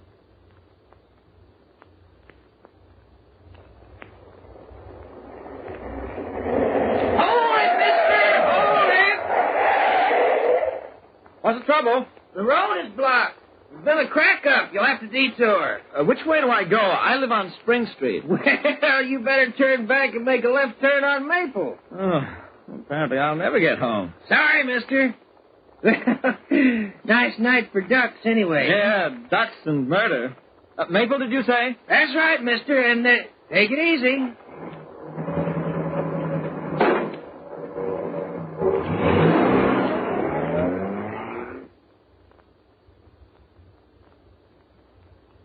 Howard Williams, you ought to be spanked. Now, don't be angry with me, Hazel. I couldn't help it. We'll have to send those clothes to the cleaners immediately.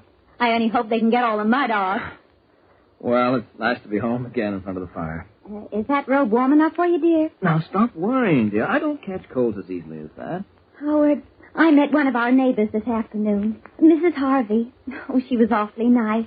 She kept asking me if there was anything she could do to help make us comfortable. Everyone here seems to be that way, Hazel. It's going to be nice living in Somerville. After all we've been through, it'll be like making a brand new life for ourselves. You promised me you wouldn't think about what happened. It was like a bad dream. But I'll forget about it. In time. I did all I could for Mr. Cagle.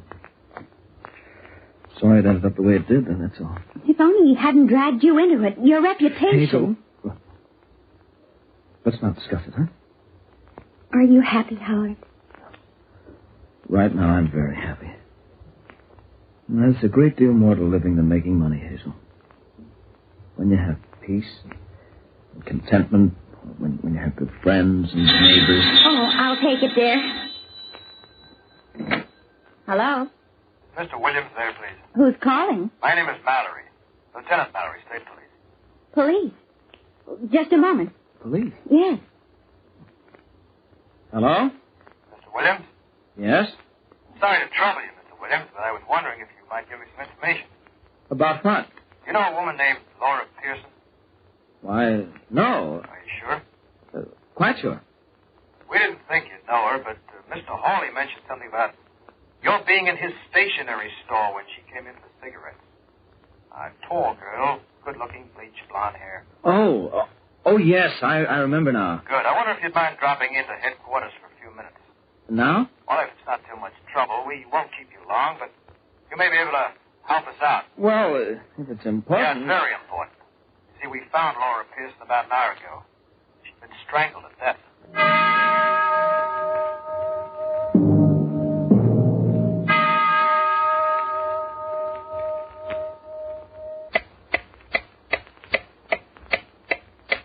Yes, the town of Somerville is very small, and you'd never find it on the map. But things do happen in Somerville. On this particular evening, for instance, at exactly 8:45, Howard Williams stepped into Lieutenant Mallory's office at police headquarters and was formally introduced to fear. Sit down, Mr. Williams. Sit down. Do you remember Pete, the owner of the gas station? Oh, hello, Pete. Hello. Pete told me you'd met a couple of hours ago.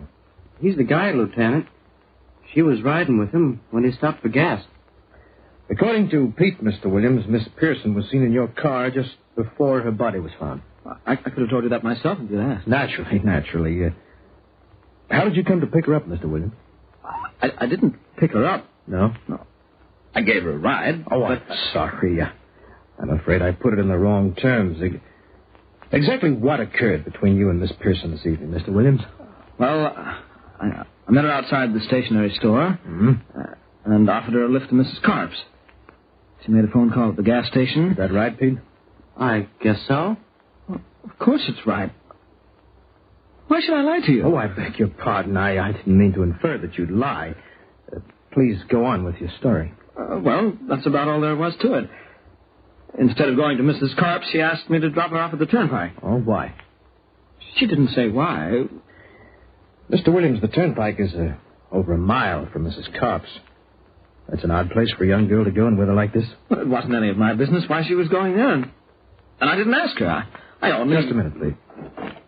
Flanagan, send Mr. Hawley in. I'm afraid I can't help you out very much in connection with Miss Pearson. I never saw her before tonight, and I... Oh, come in, Mr. Hawley. Howdy. Good evening, Mr. Hawley. I said good evening. Yes, I heard you. Mr. Hawley, did Mr. Williams and the Pearson woman recognize each other when they met in your store? Well, I can't recollect that they did. All I know is that it... That's very funny. What is? Weren't you wearing a brown suit about 3 hours ago, Mr. Williams? Why, Yes. why did you change your clothes? Well, because my other suit. Wait a minute. What is this, Lieutenant Mallory? I'm beginning to feel as if you're questioning me like a suspect. Oh, no, not at all. We merely want whatever information you can supply. But I won't question you any more right now, Mr. Williams. Perhaps I'll get in touch with you again tomorrow. Thanks a lot for coming in. That's all right. Oh, just a second. Mr. Hawley tells me your wife reads detective stories. What about it? He said that you and she were discussing the perfect crime this evening. Perfect crime. Well, I know how it is, Mr. Williams. I sometimes read detective stories myself. Good night.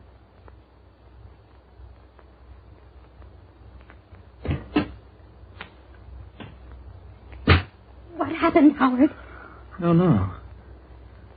He questioned me about this girl. And that was all. They certainly don't think that you had anything to do with it. Of course not. I saw her before the murder, so naturally they want me to give any information I can. Why, I never even met the girl before. It's ridiculous. They haven't got anything on me. They can't prove anything. Wait. Hazel? Yes, dear? You know I had nothing to do with this, don't you? You don't have to defend yourself to me, Howard. Defend myself? What? Yes, that's what I'm doing now, isn't it? Defending myself. Just doesn't make sense. I had nothing to defend myself against, Hazel. Have I?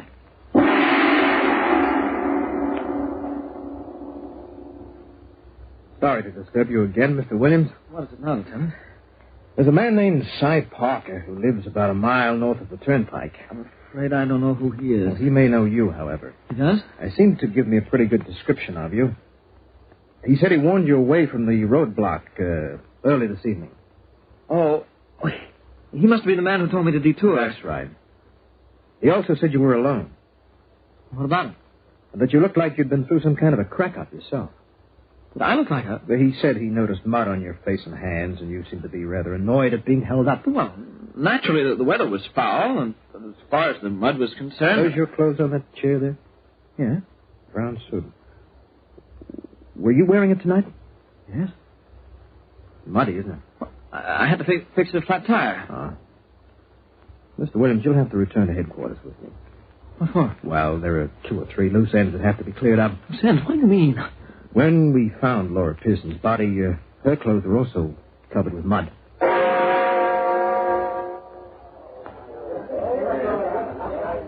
Have another beer, Si? Yeah, I don't mind if I do. I never would have figured him for it. Didn't look like that kind of guy to me. You mean you really think he killed that girl? Well, no, I'm not the type who'd pin a man against the wall without proof, and I believe in fair trial by jury. According to law, a man's innocent until he's proven guilty, right? Right. But between you and me, Si, who else could have done it?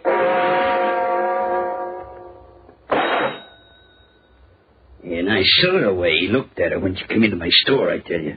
I don't care if he never seen her before.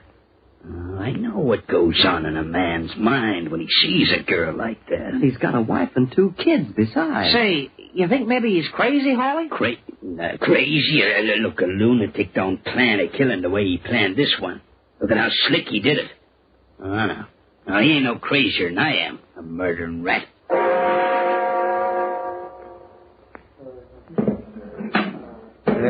Well, Judge, he was sitting with this woman in the car, and it seemed to me they knew each other a lot longer than he said he did. Anyway, he told me to fill up his tank, and I figured he was going for a ride, a long ride, with her. He was as nervous as a cat, Judge, and dirty as a mongrel, too. He kind of stared at me when I mentioned something about the weather, and said it was a nice night for murder. He talked like he knew a lot about crime, Judge. We had this argument about the story, see? And he said to me, wait till I get the words right. He said, I imagine a man could kill another man and get away with it, if he planned it carefully enough. When the body was examined, the coroner concluded that she'd only been dead for half an hour. He filled his gas tank at 7:10. Cy Parker steered him away from that roadblock at 7:40. It's only a 10-minute drive from the gas station to the roadblock at the most, but apparently it took Williams almost 40 minutes. We also discovered that the defendant had been involved in an embezzlement case in Chicago. He was acquitted. He left the city soon after. And it is the judgment of this court, Howard Williams, that you be sentenced to hang by the neck until you are dead.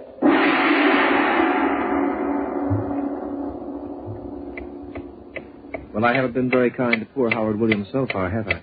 But let's see what I have in store for him as his wife visits him in the cell. Howard. Hello, Hazel. Howard, they just told me. There's been no reprieve. I know. You told me an hour ago. Howard, what are we going to do? What can we do? They can't kill an innocent man. I don't believe it. They couldn't. You're the only one who believes I'm innocent, Hazel. Why did we come here? Why did we ever come to this horrible place? Don't. All the kids. They asked for you. Hazel, I want you to leave now. Please? It'll make it easier for both of us. Will this be the last time I'll be able to see you? Yes. Howard. Don't say any more. Tell them outside that I want to see the prison chaplain. I refused to talk to him earlier.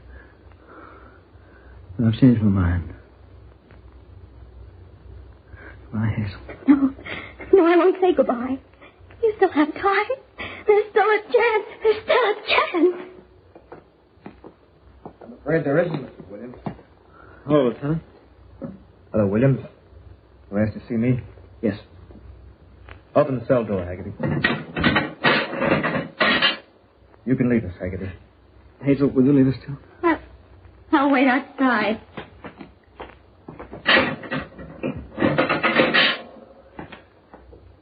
Pretty tough on her. Yeah.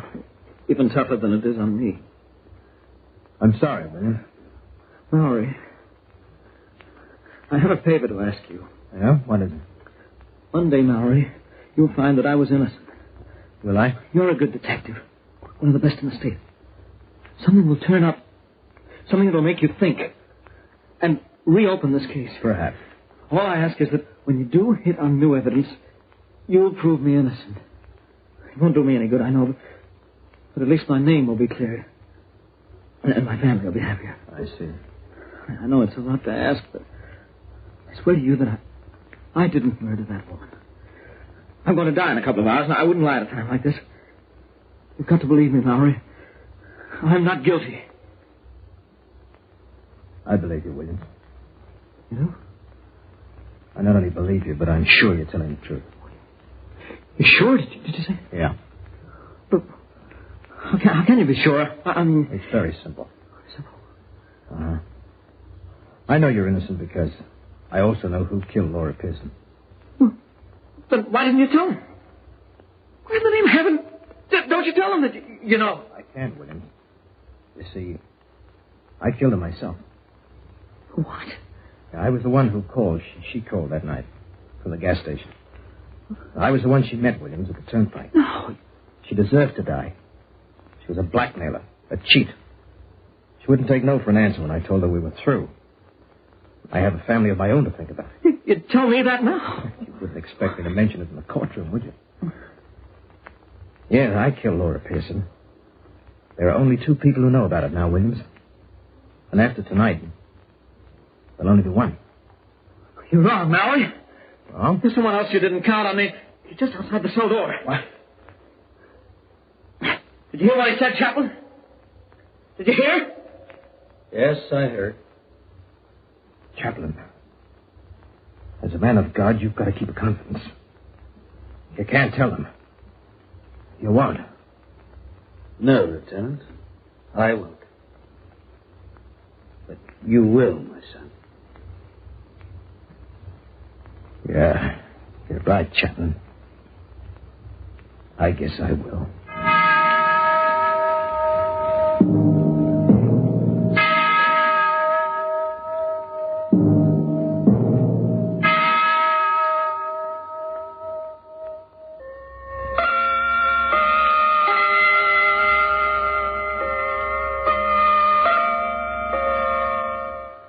And that is the story of Howard Williams as recorded by the clock. Chance and coincidence. Collaborators extraordinary. Their scenarios are always good, and I ought to know, because time is their editor. I'd be very honored if you'd join me again in exactly 10,050 minutes' time, or, if you prefer it, in exactly 167.5 hours' time, when I'll be here to tell you another of my stories. Until then, I wish you all happy time. The Clock will be heard next week in exactly 10,050 minutes' time from this same station. Written by Lawrence Clee with Hart McGuire as narrator, you heard Charles Tingwell as Howard Williams and Ken Wayne as Mallory. Others in the cast were Wendy Playfair, Joe McCormick, Don Crosby, and June Salter. The Clock, directed by John Saul, is a Grace Gibson radio production.